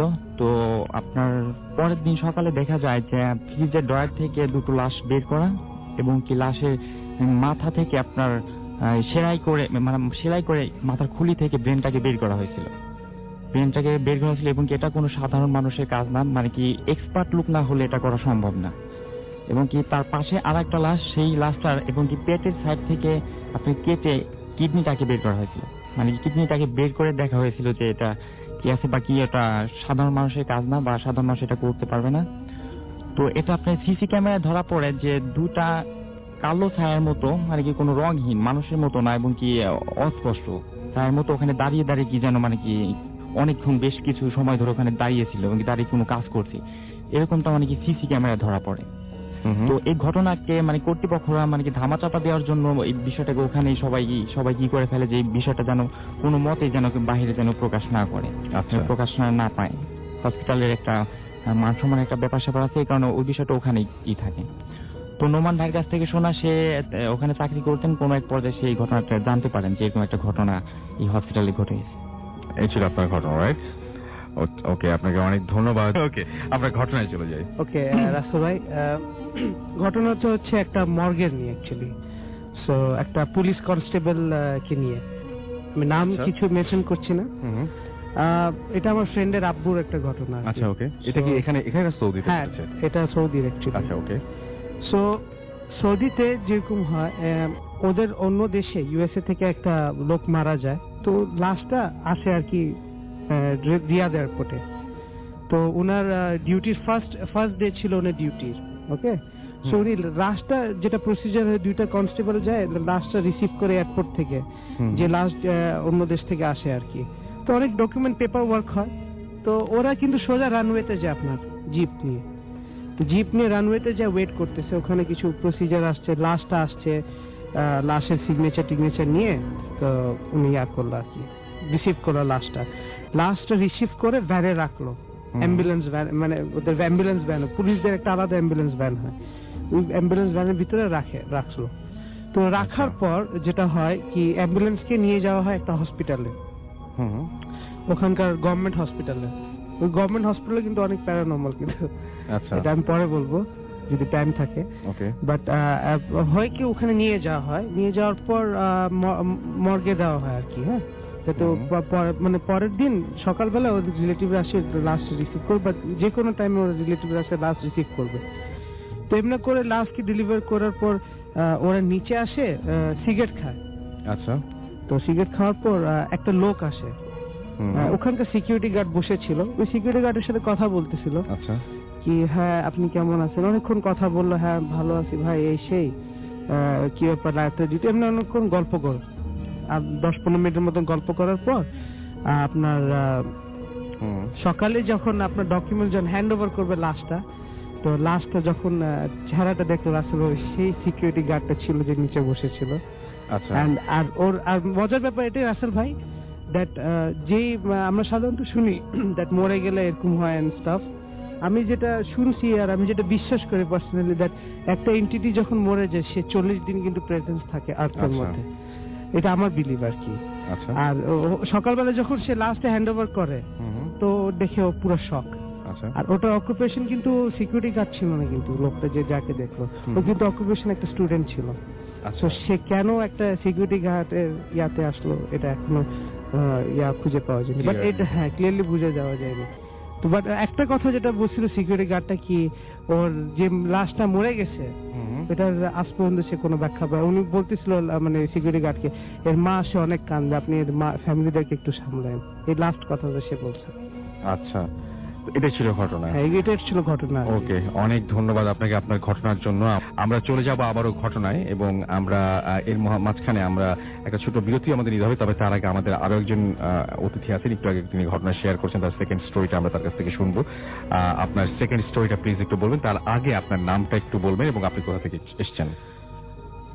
হ্যালো লিসেনার, আমি মিজানুর রহমান সানি, আমি এসেছি দোহার কার্তিকপুর থেকে। ওকে, আমরা চলে যাই ঘটনায়। এই ঘটনাটি আমার সাথে ঘটে এই গত মাসের জানুয়ারি মাসে 18 তারিখে। তো আমি একটু সেই বাসাটা একটু বর্ণনা দিয়ে নিই। মানে ওখানে প্রচলন আছে যে এখানে রাতে কান্নাকাটি হয়, ছাদে অনেক লাফালাফি নাচানাচি হয়, তো আমি এগুলা বিশ্বাস করতাম না। আচ্ছা, ছোটবেলা থেকে আমার এইসব বিশ্বাসের প্রতি মানে খুব বেশি ঝোঁক নেই। তো হঠাৎ আমি একদিন যখন ওখানে আমি ফার্স্টে থাকা শুরু করি, প্রথম একদিন রাত তখন 11টা প্লাস 11:30 হবে। তো রাতে অনেক ধুমধাম লাফালাফি হচ্ছে এবং কি দৌড়াদৌড়ি হচ্ছে, মানে ছোট ছোট বাচ্চারা ওখানে খেলাধুলা করতেছে, এরকম মানে কি বোঝা যাইতেছে। আমার তো আমার রুমের পাশেই আপনার ছাদের যে সিঁড়িটা সেটা, তো আমি ভাবলাম যে ছাদে গিয়ে দেখি কে বা কারা এত রাতে লাফালাফি করতেছে। তো আমি ছাদে যাবার পর দেখি ওখানে কেউ নাই এবং কি হঠাৎ শব্দগুলাও মিশে গেল, শব্দ নেই এবং কি কেউ নেই। তো বিষয়টা আমার কাছে কেমন যেন একটু ভয় ভয় লাগলো। আমি তাড়াতাড়ি করে নেমে আসলাম এবং কি বাড়িওয়ালাকে বললাম, সে বললো যে এটা কিছু না, এটা এরকম হয়, মানে সে কিছুটা অনেকটা ধামাচাপা দেওয়ার মতো করলো। তো ওখানে যে আমার বড় মামি থাকে, সে একদিন মানে কি বলবে না হঠাৎ মানে কি বলেই ফেললো যে সে রাতে ঘুম থেকে তার পায়ের কোনায় যে কেউ একজন বসে আছে, এই সাদা একটা সিলভার পরে কেউ একজন মানে একটা মহিলা টাইপের বসে আছে। সে এটা মানে 100% বলতেছে যে এটা আমি তখন সজাগ ছিলাম, আমি এখন ঘুমিয়ে ঘুরেছিলাম না। আচ্ছা, যখনই সে মানে তার মোবাইলের লাইটটা অন করলো এবং সেটা নাই, সেটা গায়েব। তো এরকম একটা আমি শোনার পর সেটাও আমার খুব বেশি আমলে করলাম না। তো 18 তারিখ হলোটা কি, যখন আমি আমার ঘুম ভাঙে তখন রাত 3:20, আমি মোবাইলে দেখি। তো আমার ঘুম ভাঙলো, আমি দুটো কম্বল নিয়ে শুই, সেদিনকে প্রচুর ঠান্ডা হয়। তো আমার উপরের কম্বলটা ধরে মানে কি টানাটানি করছে, আমার পায়ের মনে হচ্ছে যে ডান দিকের কোণা থেকে যে কে যেন একজন টানতেছে। তো আমি আবার করলাম কি ওটা ধরে টাকটা ধরে আবার সোজা করে আমি শুয়ে পড়লাম। আমার মনে হচ্ছে যে বাঁ দিক থেকে কে যেন একজন টানতেছে, কম্বল টানছে। হ্যাঁ, কম্বল টানছে, উপর থেকে বাঁ দিক থেকে একবার টানে, ডান দিক থেকে একবার টানে। তো আমি ভালো করে উঠে মানে কি এটা সমান করে আবার নিয়ে মানে কি খুব খুব ভয় পাইতেছি এবং কি ফোন করার চেষ্টা করলাম হ্যাঁ পাশের রুমে, যে সে উঠলে হয়তো বা বিষয়টা হবে। তো আমার ফোনে ব্যালেন্স না থাকে, আমি ফোন করতে পারলাম না। তো আমি ওটা শোয়ার পর মানে কি আমার এমনই একটা অবস্থা যে আমি সূরাও পড়তে পারতেছি না, কোন উচ্চারণ ভয়ের কারণে। আচ্ছা, ওই কিছু মানে কি ঠিকঠাক মতো হচ্ছে না। ওই মুহূর্তে আমার ওইভাবে হয়ে যায়, ঘুম হয়ে যায়। সকাল 8টার দিকে আমার ঘুমটা ভাঙার পরে যেটা দেখি যে আমার পায়ের দুকোনা যে মশারির ইটা টানানো ছিল সেটা দুকোনা থেকে খোলা এবং কি নিচে করা, এবং কি উপরে কম্বলটা টানতে টানতে কমপ্লিটলি নিয়ে ফেলছে এবং কি ফ্লোরের এক কোণা সেটা রেখে দিছে। এবং কি আমার রুমে আপনার এবং আপনি শিওর যেটা আপনি নিজে করেন? না না না, এটা তো নিজে করা সম্ভবই না। আচ্ছা। আপনার তারপরে আমি দেখি কি আমার মানে 4 ফিট উপরে দেওয়ালে পেরেকে গাঁথা ছিল আপনার ইনডোর যে টপগুলা থাকে, সেটা তো আপনি রাতের ইয়েতে যদি করে কেউ ফালায় সেটা ভেঙে যাবে। তো ওটা উপর থেকে কি করে নিচে আলগোস্টে ওই সোজা মানে কি নামিয়ে রাখা হয়েছে। নামিয়ে রাখা হয়েছে। ওটা ভাঙিও না, পাতাও ছিল না, কিছু করে না, নামিয়ে রাখছে। আর থাইয়ের দরজা, থাই জানালা, সেই জানালাটা খুলে করছে কি মানে কি ভেতরে যে পর্দাটা ছিল, পর্দার মাথাটা বাইরে নিয়ে গেছে। তো সবচাইতে মজার বিষয়টা হলো যে আমার মানে কি পাশে একটা শোপিস ছিল, যেটা চাবি আমার কাছে ছিল না, চাবি পাশের রুমের গিয়ে চাবি। তো সেই শোপিসের ভেতরে যে মানে কি মাল সামানা গুলা ছিল সেগুলো পুরাই এলোমেলো, সবগুলো এলোমেলো করে মানে কি করে রাখছে। আচ্ছা। তারপরে এটা দেখে মানে কি আমার কি করবো আর কাকে বলবো, প্লাস এটা যে বিশ্বাস করে সে তো ভয় পাবে যে বাসায় থাকা যাবে না বা এরকম হয়, আর যে না বিশ্বাস করবে সে ভাববে যে ছেলেটা আবুল তাবুল বলতেছে বা ভয় দেখানোর চেষ্টা করতেছে, এরকম বলবে। তো এই কারণে আমি জিনিসটা ভাইবা কাউকে বললাম না। আর ফ্যামিলি বাচ্চারা আছে, তো আমি এটা করলাম কি হুজুরের সাথে আলোচনা করলাম যে এই ব্যাপার, রাতে আমার সাথে এই ঘটনা হয়েছে, আমি আগে কখনো দেখি নাই, প্লাস এরকম একটা ঘটনা। সে আমাকে একটা পরামর্শ দিল কি যে আপনি একটা আয়াতুল কুরসির একটা কিনে সেটা আপনার ঘরে রাখেন, এটা সমাধান আসবে। ওকে। বিষয়টা ওটা রাখার পরে আবার আগের মতো নরমালি, তারপর আর কোনো দেখা যায় না। ওকে, থ্যাংক ইউ সো মাচ। 1999 সাল বর্ষাকাল, আমাদের ক্লাস ছিল অটোপসি রুমে। অটোপসি রুমে ক্লাস হবে, আমরা জনাবিশেক ছাত্রছাত্রী জড়ো হয়েছি। আজকে আমাদেরকে দেখানো হবে একটি লাশ, যেটি সপ্তাহখানেক আগে দাফন করা হয়েছিল। লাশটি মহিলার, যে মহিলার হাজবেন্ড তাকে নির্মমভাবে হত্যা করেছিল এবং কবর দিয়ে দিয়েছিল সবার অগোচরে। হাইকোর্টের নির্দেশে পুলিশের উপস্থিতিতে লাশটি তোলা হয় এবং আমাদের এইখানে নিয়ে আসা হয়। সাথে একজন ম্যাজিস্ট্রেটও ছিলেন। তাই আমাদের জানার আগ্রহ ছিল এই অটোপসির সময় কিভাবে কি সংগ্রহের মাধ্যমে এটি হত্যা না আত্মহত্যা সেটি প্রমাণিত হবে, সেই জানার আগ্রহ নিয়ে আমরা অধীর অপেক্ষায় ছিলাম। আমাদের স্যার আমাদেরকে গোল হয়ে দাঁড়াতে বললেন। আমরা সবাই লাশটির চারপাশে গোল হয়ে দাঁড়ালাম। লাশটি অনেক বিকৃত অবস্থা সৃষ্টি হয়েছিল, অনেকখানি পচে গলে গিয়েছিল। লাশটিকে যখন কাটার জন্য প্রস্তুত হচ্ছিলেন ডোম, তখন আমরা খেয়াল করলাম লাশটির পেট অস্বাভাবিক রকম ফুলে গেছে। যখন পেটটি কাটা হলো, তার ভিতর থেকে এক ধরনের ভয়ানক বিষাক্ত গ্যাস বের হয়ে আসলো। আমাদের ওখানে টিকে থাকা খুব কষ্ট হচ্ছিল। আমি এবং আমাদের সাথে যারা ছিল সবাই আমরা এক দৌড়ে বের হয়ে আসলাম। মুক্ত বাতাসে এসে অনেকক্ষণ শ্বাস নিলাম। তারপর আমরা কিছুক্ষণ পর ধাতস্থ হয়ে আবার ফিরে গেলাম। তো ওখানে ভিতরে অনেকখানি সংগ্রহ করা হয়ে গেছে। এখন লাশটিকে আবার পুনরায় সেলাই করে পুলিশের কাছে হস্তান্তর করা হলো। স্বভাবতই আমাদের ক্লাসটি শেষ হওয়ার পর আমরা বের হয়ে এসে খুব বিষণ্ণ বোধ করছিলাম। সবার মধ্যেই এক ধরনের বিষণ্ণতা কাজ করছিল যে মানুষের জীবন কত ক্ষণস্থায়ী এবং মৃত্যুর পরেও কাউকে এরকম কষ্ট পেতে হয়, তা দেখে আমাদের মন খুব ভারাক্রান্ত ছিল। আমরা যখন নিজেদের হোস্টেলে ফিরে আসলাম, সেদিনটি সারাক্ষণ বিষণ্ণতা কাটলো। রাতে সন্ধ্যার পর একই অবস্থা। আমরা বন্ধুরা মিলে অনেকক্ষণ গল্প গুজব করলাম, কিন্তু কেন যেন কারো মন থেকেই এই ব্যাপারটা আমাদের চলে গেল না, পুরোপুরি মুছে গেল না। অনেক গভীর রাতে আমরা যখন পড়ালেখা শেষ করি, যে যার মতন ঘুমাচ্ছি, হঠাৎ করে আমাদের এক বন্ধুর বিকট চিৎকার শুনে আমরা সবাই ঘুম থেকে উঠে পড়লাম। সে কাঁপতে কাঁপতে আমাদের রুমে ছুটে আসলো আর বলল যে সে ঘুমাতে পারছে না, তার খুব খারাপ লাগছে। আমি তাকে বললাম তুই আমার সাথে ঘুমা এবং নির্দ্বিধায় ঘুমা, কোনো ভয় না পেয়ে আল্লাহর নাম নিয়ে ঘুমিয়ে পড়। তো সে আমাদের সাথে ঘুমালো, আমরা গাদাগাদি করে কয়েকজন একই সাথে ঘুমালাম। তো ওর পর থেকে যেন কি হলো, আমাদের বন্ধুটি মাঝে মাঝে এরকম দুর্বিষহ সব স্বপ্ন দেখা শুরু করলো। সে কোনো মতে আর অটোপসি রুমে যেতে চাইতো না এবং ক্লাসগুলোতে অ্যাটেন্ড করতে চাইতো না। তো একদিন আমি তাকে জিজ্ঞেস করলাম, বন্ধু তোমার কি হয়েছে, তুমি কেন ক্লাসে যেতে চাও না? সামনে পরীক্ষা, এখান থেকে অনেক প্রশ্ন থাকবে, যেতেই হবে। তখন সে যা বললো যে ওই দিনের পর চাই না এটা তার সাইকোলজিক্যাল সমস্যা ছিল নাকি অন্য কিছু, সে ঠিকমতো ঘুমাতে পারতো না। চোখের সামনে সব বিভৎস লাশের ছবি ভেসে উঠতো এবং ঘুমের মধ্যে সে দুর্বিষহ স্বপ্ন দেখতো। সে একসময় এমন বোধ করতো যে সে ঘুমের মধ্যে নড়াচড়া করতে পারছে না, শ্বাস নিতে পারছে না। কিন্তু আমরা যেটা বলে থাকি বোবায় ধরা, সেটি মানুষ ঘুমিয়ে গেলে হয়, কিন্তু তার হতো জেগে থাকলে, গভীর রাতে জেগে থাকলেই তাকে কেউ চেপে ধরতো এবং চোখ বন্ধ করে সে ঘুমালেই তার চোখের সামনে ভেসে উঠতো বিভিন্ন বিভৎস লাশের দৃশ্য। হয়তো সে একটি কঠিন সাইকোলজিক্যাল সমস্যার মধ্যে দিয়ে সময়টা পার করছিল। তো এই পরিস্থিতিতে এমন হলো, সে আর স্বাভাবিক ঘুম হতো না, তার দিন দিন তার স্বাস্থ্য ভেঙে যেতে শুরু করলো। সে আমাদেরকে তাকে সাহায্য করার জন্য বারবার অনুরোধ করতো, সে তার নিজের রুমে ঘুমাতে পারতো না। তো আমরা কি করবো ভেবে পাচ্ছিলাম না। তো আমরা আমাদের স্যারের কাছে নিয়ে গেলাম, স্যার তাকে কিছু ওষুধও দিলেন, ওষুধ খেলো, কিন্তু তার কোনো কাজ হলো না। পরবর্তীতে তাকে আমরা দু একজন হুজুরের কাছেও নিয়ে গেলাম, তাদেরকে পানি পড়া দিল, তাবিজ দিল, বিভিন্ন কিছু দিল, কিন্তু সে সহজেই সেটাতে মুক্ত হচ্ছিল না। বিশেষ করে যে জিনিসটা তার মনে আতঙ্ক সৃষ্টি করছিল সেটা হচ্ছে কেউ একজন কিছু একটা তাকে খুব শক্তি দিয়ে, ফোর্স দিয়ে আটকে রাখে, ঘুমের বিছানা থেকে উঠতে দেয় না। সেই জিনিসটা থেকে সে মুক্তি পেতে চাইছিল। তো সে অনেকদিন ছুটিতে চলে গেল। অনেকদিন পর যখন সে ফিরে আসলো তখন সে অনেকটাই সুস্থ।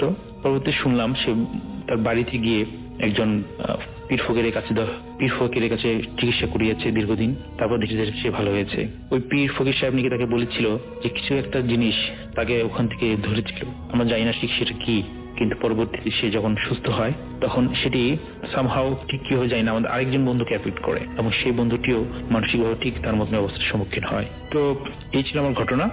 আমি ডক্টর নাহিদ হোসেন খান, বর্তমানে ওমানে কর্মরত রয়েছি। মিস্টার রাসেল, আপনাকে অসংখ্য ধন্যবাদ গতবার আমার একটি ঘটনা প্রকাশ করার জন্য। ধন্যবাদ সকলকে। আগে চলে যায় একটা ঘটনায়, আমাদের সাথে হাইওয়ের আরো একটা ঘটনা নিয়ে আসবেন। ঘটনা শুনবো আমরা এবং সেটা শুনবো আমরা জুনায়েদের কাছ থেকে। জুনায়েদ, কোথায় এই হাইওয়েটা এবং কি ঘটে সেখানে? এই হাইওয়েটা বেসিক্যালি জেদ্দা টু মাদিনা। ওকে, হ্যাঁ। সো ওখান থেকে দূরত্ব হচ্ছে 300 কিলোমিটার। ওকে, সো 200 কিলোমিটার পর্যন্ত বা 100 কিলোমিটার পর্যন্ত লাইটস থাকে আপনার রাস্তায়। 200 কিলোমিটার পর থেকে লাইটস থাকে না। যারা সৌদিতে থাকে তারা বুঝতেছে ঠিক করে। সো ঘটনাটা হচ্ছে এভাবে, দ্যাট রাসেল ভাই, দ্যাট অনেক ধরনের প্যারানর্মাল হয় ওখানে রাস্তার মধ্যে। আপনার অনেক সময় এমন হয় কি উট রাস্তা থেকে হঠাৎ করে মাঝখান দিকে চলে আসলো, গাড়ি স্পিডে যাচ্ছে 100 কিলোমিটার পার আওয়ারে, হঠাৎ করে ওই স্পিডটা বেড়ে 180-তে চলে যায়। ঠিক আছে, তারপর রাস্তা অনেক সময় স্লিপারি থাকে, স্লিপ করে, গাড়ি স্লিপ করে, 360 ডিগ্রি রোটেট করে, এরকম অনেক ধরনের কিছু হয়। বা সবচেয়ে উইয়ার্ড বিষয় যেটা রাসেল ভাই, এটা অনেকেই বলছে আমাকে, যাদের সাথে মানে যতই ফ্রেন্ড আমার যতই গল্প করা হয়, অনেকেই বলে, অনেকের পার্সোনাল এক্সপিরিয়েন্স যেটা দেখে, হঠাৎ করে যদি একা গাড়িতে থাকেন, হঠাৎ করে দেখে কি দূর থেকে দেখা যায় কি যে একটা মহিলা দাঁড়ায় আছে, সাদা কাপড় পরে, লম্বা কালো লম্বা চুল, আর চোখটা পুরো সাদা, কোনো মনি নাই আর কি। এটা অনেকেই দেখেছে, অনেকে একই জিনিস, এটা পুরো ফেমাস আর কি। হ্যাঁ, সো এখন অনেক দেখে দাঁড়ায় আসে, 10 কিলোমিটার 5 কিলোমিটার দূর থেকে লাইট মারে দেখে দাঁড়ায় আসে এমনি। সো ড্রাইভারটা কি করবে কেউ বুঝে না সাধারণত, কি গাড়ি রাইট নিবে, লেফট নিবে না সোজা চলে যাবে। বাট যখন সে কি করে লাস্ট পর্যন্ত সে থামাইতে পারে না, এত স্পিডে গাড়ি থাকে। এত স্পিডে যদি গাড়ি থাকে সে থামাইলে মানে পিছন থেকে গাড়ি আসে মেরে দিবে, যেহেতু হাইওয়ে রাইট। তো অনেক সময় ট্রান্সপাস করে যায়। হ্যাঁ, তারপর আবার অনেকে এটাও বলে নাকি রাসেল ভাই, দ্যাট লিফট চায়, রাস্তার পাশে দাঁড়ায়, যেটা দেখা যায়। হ্যাঁ, রাস্তার পাশে লিফট চায়। লিফট তো সাধারণত কেউ দিবে না অবভিয়াসলি। অনেকে এটাও এক্সপিরিয়েন্স করছে রাসেল ভাই, গাড়ি খুব স্পিডে যাচ্ছে, কিন্তু ওই যে সাদা রঙের যে এন্টিটি থাকে ও আপনার গ্লাসের উপরে এমনি দাঁড়ায় আছে, মানে আপনার গাড়ির সামনে হঠাৎ করে ড্রাইভিং করছেন, আপনার গাড়ির ড্রাইভিং আপনার গ্লাসের সামনে চলে আসছে। আচ্ছা, আবার লেফট সাইডের উইন্ডো খুলে, লেফট সাইডে যে উইন্ডো থাকে, এবার ড্রাইভারের যে উইন্ডোটা থাকে ওখানে হঠাৎ করে চলে আসে। আবার অনেকে এটাও এক্সপিরিয়েন্স করছে দ্যাট ওই মহিলাটা নাকি হঠাৎ করে গাড়ি চালাচ্ছে, পাশে দেখে মহিলাটা বসে আছে, এরকম দেখে অনেকে অ্যাক্সিডেন্ট করে আর কি। এটা একটা ধরনের একটা মিস্ট্রি। বাট আমি যেটা বলবো রাসেল ভাই, that it's a very interesting thing, you know. অনেকে বাট এই জন্য অনেকে একা ট্রাভেল করে না আর কি, ম্যাক্সিমাম একা যায় না। বাস ড্রাইভাররা যদি ওখানকার বড় ট্রলি এগুলি চলে তো ওরা অবভিয়াসলি দুইজন।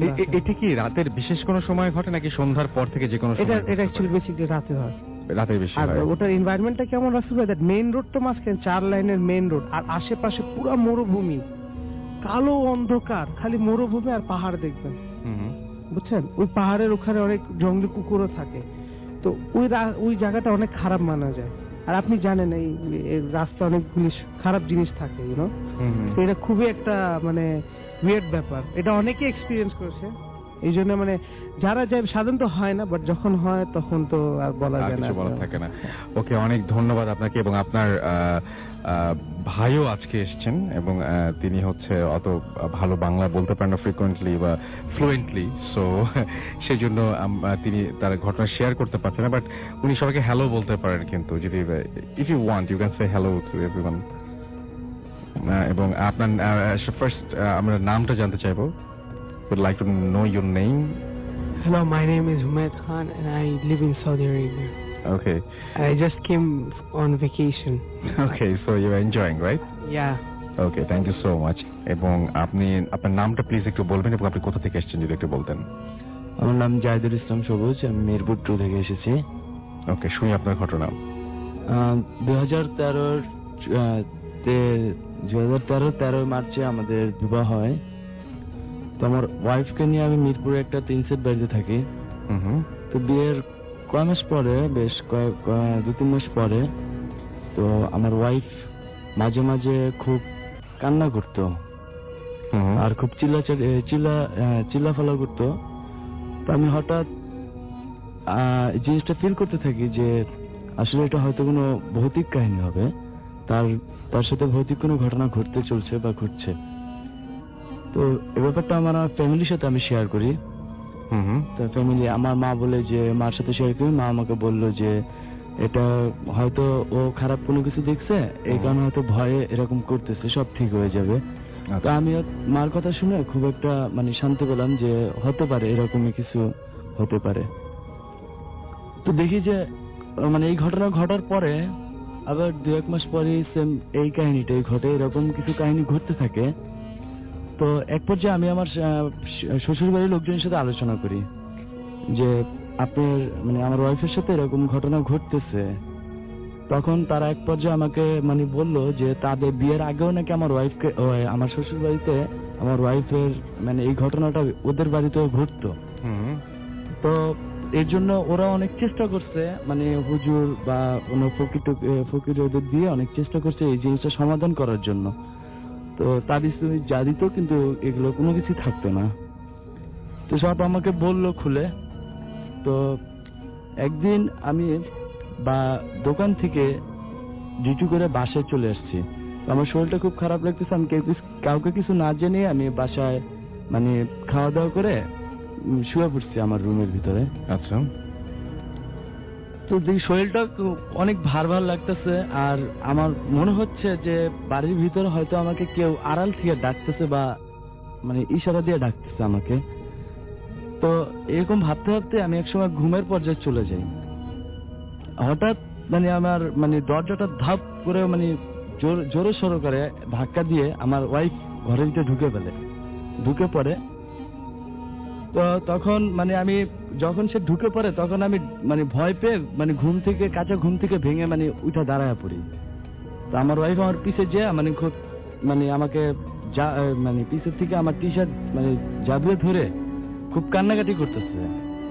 তখন আমি আমার পাশে এক নানা মানে পাশের বাড়ির, উনি আবার এগুলা ঝিন পরে মানে জাদু টোনা করলে এগুলো মানে উনি সবসময় বলতেন যে কেউ তাকে নিয়ে যাবে। হ্যাঁ, কেউ তাকে নিয়ে যাবে। ওকে, তারপর আপনি জানালেন হচ্ছে পাশের বাড়ির এক নানাকে জানালাম। তিনি কি তিনি হচ্ছে তাকে জানানোর কারণ তিনি কি বিশেষ কিছু জানতেন এরকম কোনো কিছু? না, উনি এটা সমাধান ধরতে পারতো সমস্যাটা কি, মানে উনি কি আসলে এই সমস্ত ব্যাপার জানতেন বা বুঝতেন? হ্যাঁ, উনি এগুলো আপনার এই জাদু টোনা হলে উনি সাথে সাথে জিনিসটা ধরে ফেলতো যে আসলে মানে কি এটা কোনো খারাপ কিছু তার উপর ভর করছে না ভালো। উনি তারপরে কি বললেন? উনি তারপরে আসলেন। তো আসার পরে তো প্রথমে একটা সলিউশন দিলেন। তো যে সলিউশনটা দিছে ওই সলিউশনটা কিছুদিনের ভিতরে 7 দিনের মতন ছিল তার সাথে। সলিউশনের আগে উনি কি বললেন, মানে উনি আসলে বুঝলেন কি? বুঝলেন যে ওটা মানে তেমন কিছু তখন বুঝে নাই। আচ্ছা, মানে যতটুকু উনি বুঝছে তখন আমাদের কিছু বলে নাই। আচ্ছা, ঠিক আছে, জাস্ট উনি যতটুকু বুঝছে অতটুকু একটা মানে সলিউশন দিছিল। তো সপ্তাহখানিক সলিউশনটা থাকার পরে তো ওটা হারিয়ে ফেলে অটোমেটিক। মানে আমার ওয়াইফ ওটা মানে কোথায় হারায় সে নিজেও জানে না। তাবিজ বা এরকম সেটা বলেন সেটা। হ্যাঁ, সরি, তাবিজটা অটোমেটিক হারায় ফেলে, কিন্তু সে নিজেও জানে না কখন হারায় যায়, কোথায় হারায় যায়। তো এরকম মানে যাওয়ার পরে তারপরও মাস 6 পরে একটা মানে ভয়ঙ্কর একটা ঘটনা ঘটে, যেটা আমি নিজেও আমার ফ্যামিলি দেখেও খুব ভয় পেয়ে যায়। লাস্ট যে ঘটনাটা তার সাথে ঘটে, লাস্ট ঘটনাটা হলো রাত 1টার দিকে আমরা ঘুমাইতেছি। তখন আমার রুমের ভিতরে মানে ঘুমান্ত অবস্থায় আমার ওয়াইফ তার দু হাত দিয়ে গলা চিপ দিয়ে ধরে রাখছে, নিজের গলা নিজেই চিপ দিয়ে ধরে রাখছে। আর খুব মানে গলা চিপ দিলে একটা মানুষ কথা বলতে পারে না, কিন্তু একটা আওয়াজ বের হয় যে মানে তাকে গলা চিপ দিয়ে মেরে ফেলার চেষ্টা করতেছে। তো আমি মানে এই আওয়াজটা শুনে তখন আমি মানে লাইটটা অন করে তাই দেখতেছি সে নিজের গলা নিজেই টিপ দিয়ে ধরে রাখছে। তখন আমি তাকে বললাম যে তোমার কি হয়েছে, কিন্তু সে বলার মতন মানে ওরকম ক্ষমতা নাই যে সে আমাকে কিছু বলবে। আমি খুব ভয় পাইয়া আমি আমার মানে ফ্যামিলিকে ডাক দিলাম। তো সবাই আমার ঘরে আসলো। তো ঘরে এসে সবাই ভয় পেয়ে গেছে আতঙ্কের ভিতরে। পরে আমি আবার ওই যে আমাদের ওই পাশের বাড়ির নানাকে আবার ডাক দিচ্ছি। তো সে আইসা মানে পানি পরা দিয়ে তার গায়ে যখন ছিটা দিল পানিটা, তখন মানে সে আরো উত্তেজিত হইতাছে, খুব রাগান্বিত হইতাছে। তো রাগান্বিত হয় আমার ওয়াইফের ভয়েসটা যে এমন হয়ে গেছে পুরা মানে অ্যাকুরেট একটা ছেলে আমার সাথে কথা বলতেছে। তো তারপরে মানে উনি একটা ছুরা বলে তার হাতের কিং আঙ্গুল চাপ দিয়ে ধরার পরে তখন মানে ওই আত্মাটা, যে আত্মাটা আমার ওয়াইফের উপরে ভর করছে, ওই আত্মাটা মানে অরিজিনালি কথা বলতেছে আমার ওয়াইফের রূপ ধরে। তারপরে তাকে ছাড়ানো হলো কিভাবে, মানে তাকে ছাড়াতে পেরেছিল শেষ পর্যন্ত তাকে ছাড়াতে পেরেছে, কিন্তু মানে এখন কি সমস্যাটা আছে কিনা? এখন সমস্যা মোটামুটি নাই, কিন্তু মাঝে মাঝে খুব ভয় পায়। আচ্ছা, আমি এটাই তখন আপনার কাছে জানতে চেয়েছিলাম যে কোন মানে উনি কি ফাইন্ড আউট করেছেন যেটা সেটা যে উনি পজেসড, ওনার ওপরে কোন একটা আত্মা ভর করেছে। প্রিয় লিসেনার, আজকের এপিসোডে আপনারা যে ঘটনাগুলো শুনতে পারলেন, প্রত্যেকটি ঘটনা কিন্তু বাছাই করা ভয়ানক ঘটনা ছিল। আর প্রত্যেকটি ঘটনা কিন্তু ভূত এফএম থেকে না। আপনারা ভূত এফএমকে অনেক ভালোবাসেন বলে প্রতিনিয়ত আমি এই ইউটিউব চ্যানেলে বাছাই করা ভয়ানক ঘটনাগুলো পাবলিশ করে থাকি। প্রিয় লিসেনার, আপনারা যারা এখনো এই চ্যানেলটি সাবস্ক্রাইব করেননি, অবশ্যই চ্যানেলটি সাবস্ক্রাইব করে নেবেন। যারা অলরেডি চ্যানেলটি সাবস্ক্রাইব করেছেন তাদেরকে জানাই অসংখ্য ধন্যবাদ। তো আজকের জন্য এখানেই বিদায় নেব। আবারও আগামীকাল নতুন কিছু বাছাই করা ভয়ানক ঘটনা নিয়ে আপনাদের মাঝে চলে আসবো। সকলেই ভালো থাকবেন, সুস্থ থাকবেন। আল্লাহ হাফেজ।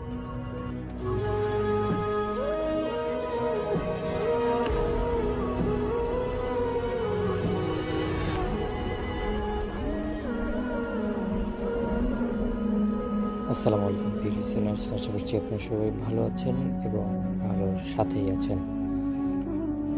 তো প্রতিদিনের ন্যায় চলে আসলাম আজকে আরও একটি নতুন গল্পে। আশা করছি আমাদের আজকের গল্পটি আপনাদের কাছে ভালো লাগবে। তাই যারা যারা ভিডিওটি প্লে করেছেন সম্পূর্ণ ভিডিও জুড়ে সাথেই থাকুন। আমাদের আজকের গল্পের নাম দেওয়া হয়েছে ভুতুরে নুপুরের শব্দ ও জ্বলসে যাওয়া মুখ। এই গল্পটি একজন 7ম শ্রেণীর ছাত্রের গ্রীষ্মকালীন ছুটিতে তার ফুপুর বাড়িতে বেড়াতে যাওয়ার সময়ের অভিজ্ঞতা। শহরের বাইরে গ্রামের শান্ত পরিবেশ তার খুব ভালো লাগত। প্রথম দিন রাতটা তার ভালোই কাটল। সমস্যা শুরু হয় পরের দিন রাত থেকে। সে যেই বাড়িতে গিয়েছে সেটা তার ফুপুর বাড়ি। সে সেটাতে তার জীবনের প্রথমবার গিয়েছে, কারণ সে সবসময় শহরেই বড় হয়েছে। তো প্রথম রাতটা তো তার ভালোই কাটলো। তারপর যখন রাতের খাবার খেয়ে সে শুয়ে পড়েছে, তখন সে শুনতে পায় তাদের ঘরের বাহিরে কেউ যেন নুপুর পরে পায়চারি করছে। সে প্রথমে ভাবলো যে আসলে এত রাতে এই সময়ে আসলে নুপুরের শব্দ, বিষয়টাকে কাকতালীয়ভাবে মনে করে আবারও চুপচাপ শুয়ে পড়ল। কিন্তু সে লক্ষ্য করলো যে শব্দটি ক্রমাগতভাবে আসতেই থাকছে। কোনোভাবেই সে আসলে সেই শব্দটাকে থামাতে পারছে না বা শব্দটা চলে যাচ্ছে না। তখন সে ভয়ে তার ফুপুকে ডেকে তুলল এবং তার ফুপুকে বলল যে আসলে এরকম কাহিনী হচ্ছে। তখন তার ফুপু আসলে বিষয়টা শুনে অনেকটা অদ্ভুত হয়ে গেল যে আসলে আমাদের বাড়িতে তো তেমন কিছুই নেই, তোমার কেন এমনটা মনে হচ্ছে। তো যখন এরকমটা হলো তখন তার ফুপু তার মানে সেই রুমে কতক্ষণ থাকলো, আসলে থেকে দেখলো যে কাহিনীটা সত্যি কিনা মিথ্যা। তো যখন ফুপু সহ সে ছিল তখন আসলে দেখলো যে কোনো রকম শব্দই নেই। তখন তার ফুপু বলল যে এটা হতে পারে তোমার মানে একটা মানে কি বলে তোমার মনের ভুল। তো তুমি সমস্যা নাই, ঘুমায় পড়ো, কোনো সমস্যা হবে না। তারপর আসলে সে আর কিছু না বলে সে ভাবলো যে হয়তো আমার মনের সমস্যা হতে পারে বা আমার মনের ভুল ধারণা হতে পারে, সে আর কোনো কিছু না ভেবে ঘুমিয়ে পড়লো। তারপর আসলে সে প্রথম দিনের কাহিনীটা ভুলে যাওয়ার জন্য দ্বিতীয় দিন আর কি আবার সে তার ওই সমস্ত কিছু বাদ দিয়ে নতুন করে সে আবার প্রিপারেশন নিল ঘুমানোর জন্য। তারপর সে ঘুমালো, কোনো সমস্যা নেই। কিন্তু রাতের বেলা হঠাৎ করে তার ঘুম ভেঙে গেল কোনো একটা শব্দে। যখন রাতে ঘুম ভেঙে গেল তখন আসলে সে মানে শুনতে পেল সেই নূপুরের শব্দ আবার তার কানে আসতেছে। তো এবার আসলে সে মোটামুটি একটা ভয় পেয়ে গেল, কারণ সে কোনোভাবেই বুঝতে পারতেছিল না যে সে কী করবে এত রাতে উঠানের শব্দ। তারপর সে কোনো কিছু না ভেবে তার জানালা খুলে বাইরের দিকে তাকাতে দেখতে পেল যে একজন সাদা শাড়ি পরা মহিলা উঠানে ঝাড়ু দিচ্ছে আর তার পায়ের নূপুরের শব্দ এখানে আসছে। কিন্তু আসলে এই রকম একটা অবস্থা দেখে সে বেশ খানিকটা অবাক হয়ে গেল, কারণ সাদা শাড়ি পরা নারী এত রাতে। তো এই বিষয়গুলো সে না মানতে পেরে তার ফুপুকে আবার ডাক দিল। তখন তার ফুপু আসলে যখন বাইরে বেরিয়ে আসলো তখন দেখে যে কিছুই নেই। সে মোটামুটি রকমের একটা অদ্ভুত টেনশনের মধ্যে পড়ে গেল যে একটু আগেই আমি যেটা দেখলাম সেটা আবার এখন নাই, ফুপু দেখতে পাচ্ছে না। এই বিষয় নিয়ে সে অনেকটাই মাথা মানে কি করবে বুঝতে পারছিল না। তারপর সে তার একজন হুজুর আছে, সেই হুজুরকে ফোন দিয়ে তার এই কাহিনীর কথাগুলো বলল, কারণ সে আসলে গ্রামে গিয়েছে একটা রিল্যাক্স করার জন্য, কারণ গ্রীষ্মের ছুটি পেয়েছে। কিন্তু তার সঙ্গে যেটা হচ্ছে সে আসলে এগুলো মেনে নিতে পারতেছে না, তার যে রিল্যাক্সিং মুডটা সেটা আসলে কোনোভাবেই ভালো হচ্ছে না। তখন তার হুজুর তাকে বলল যে আসলে বাবা ওখানে হয়তো কোনো সমস্যা আছে, আমি সেখানে গিয়ে এলে বুঝতে পারবো। তারপর সে আসলে তার হুজুরকে সেই ফুপুর বাড়িতে ডাকে যে আপনি আসেন, আসলে এখানে দেখেন কি কাহিনী আছে। তারপর সেই হুজুর সেই বাড়িতে ঢোকার পরেই বলল যে এখানে অশুভ কোনো কিছু আছে, আমাকে সেটা দেখতে হবে। তারপর হুজুর অপেক্ষা করলেন আমাবস্যার রাত পর্যন্ত। যেদিন আসলে আমাবস্যার রাত আসলো সেদিন হুজুর তার কিছু জিনিসপত্র নিয়ে ঘরের মেঝেতে বসে কি যেন সব বলছে, আসলে আমি তো সেগুলো বলতে পারি না। তো তিনি একটা সময় আসলে হঠাৎ করে মানে বলতে লাগলো যে তোরা এই বাড়ি থেকে চলে যা, এই বাড়ি এখন আমার আয়ত্তে। এই কথা শোনার পর আমরা আসলে সবাই ঘাবড়ে গেলাম যে আসলে কি হচ্ছে বা কি হচ্ছে না হচ্ছে। তার কিছুক্ষণ পরেই হুজুর অজ্ঞান হয়ে মাটিতে পড়ে গেল, শুয়ে অবস্থায় থাকলো। তারপর আমরা সবাই হুজুরকে ধরে জ্ঞান ফেরানোর চেষ্টা করি এবং একটা সময় হুজুর জ্ঞান ফিরে পায় এবং আমাদেরকে জানায় যে আসলে তিনি সেই জিনের সঙ্গে সাক্ষাৎ করেছেন এবং তাকে বলছে যে আসলে এখানে তোমার থাকার কোনো জায়গা নেই, এটা আমার আয়ত্তে আছে। তো এরপর থেকে হুজুর আমাদের সবাইকে একটা করে তাবিজ দেয় এবং ঘরের চারপাশ বন্দি করে রাখে, একটা করে তাবিজ মাটির নিচে পুঁতিয়ে রাখে যেন কোনো রকম সমস্যা না হয়। তো এরপর দেখা যায় যে আসলে সেখানে কোনো রকম সমস্যা হয়নি, কিন্তু রাত হলে এখনও সেই নূপুরের শব্দ ভেসে আসে।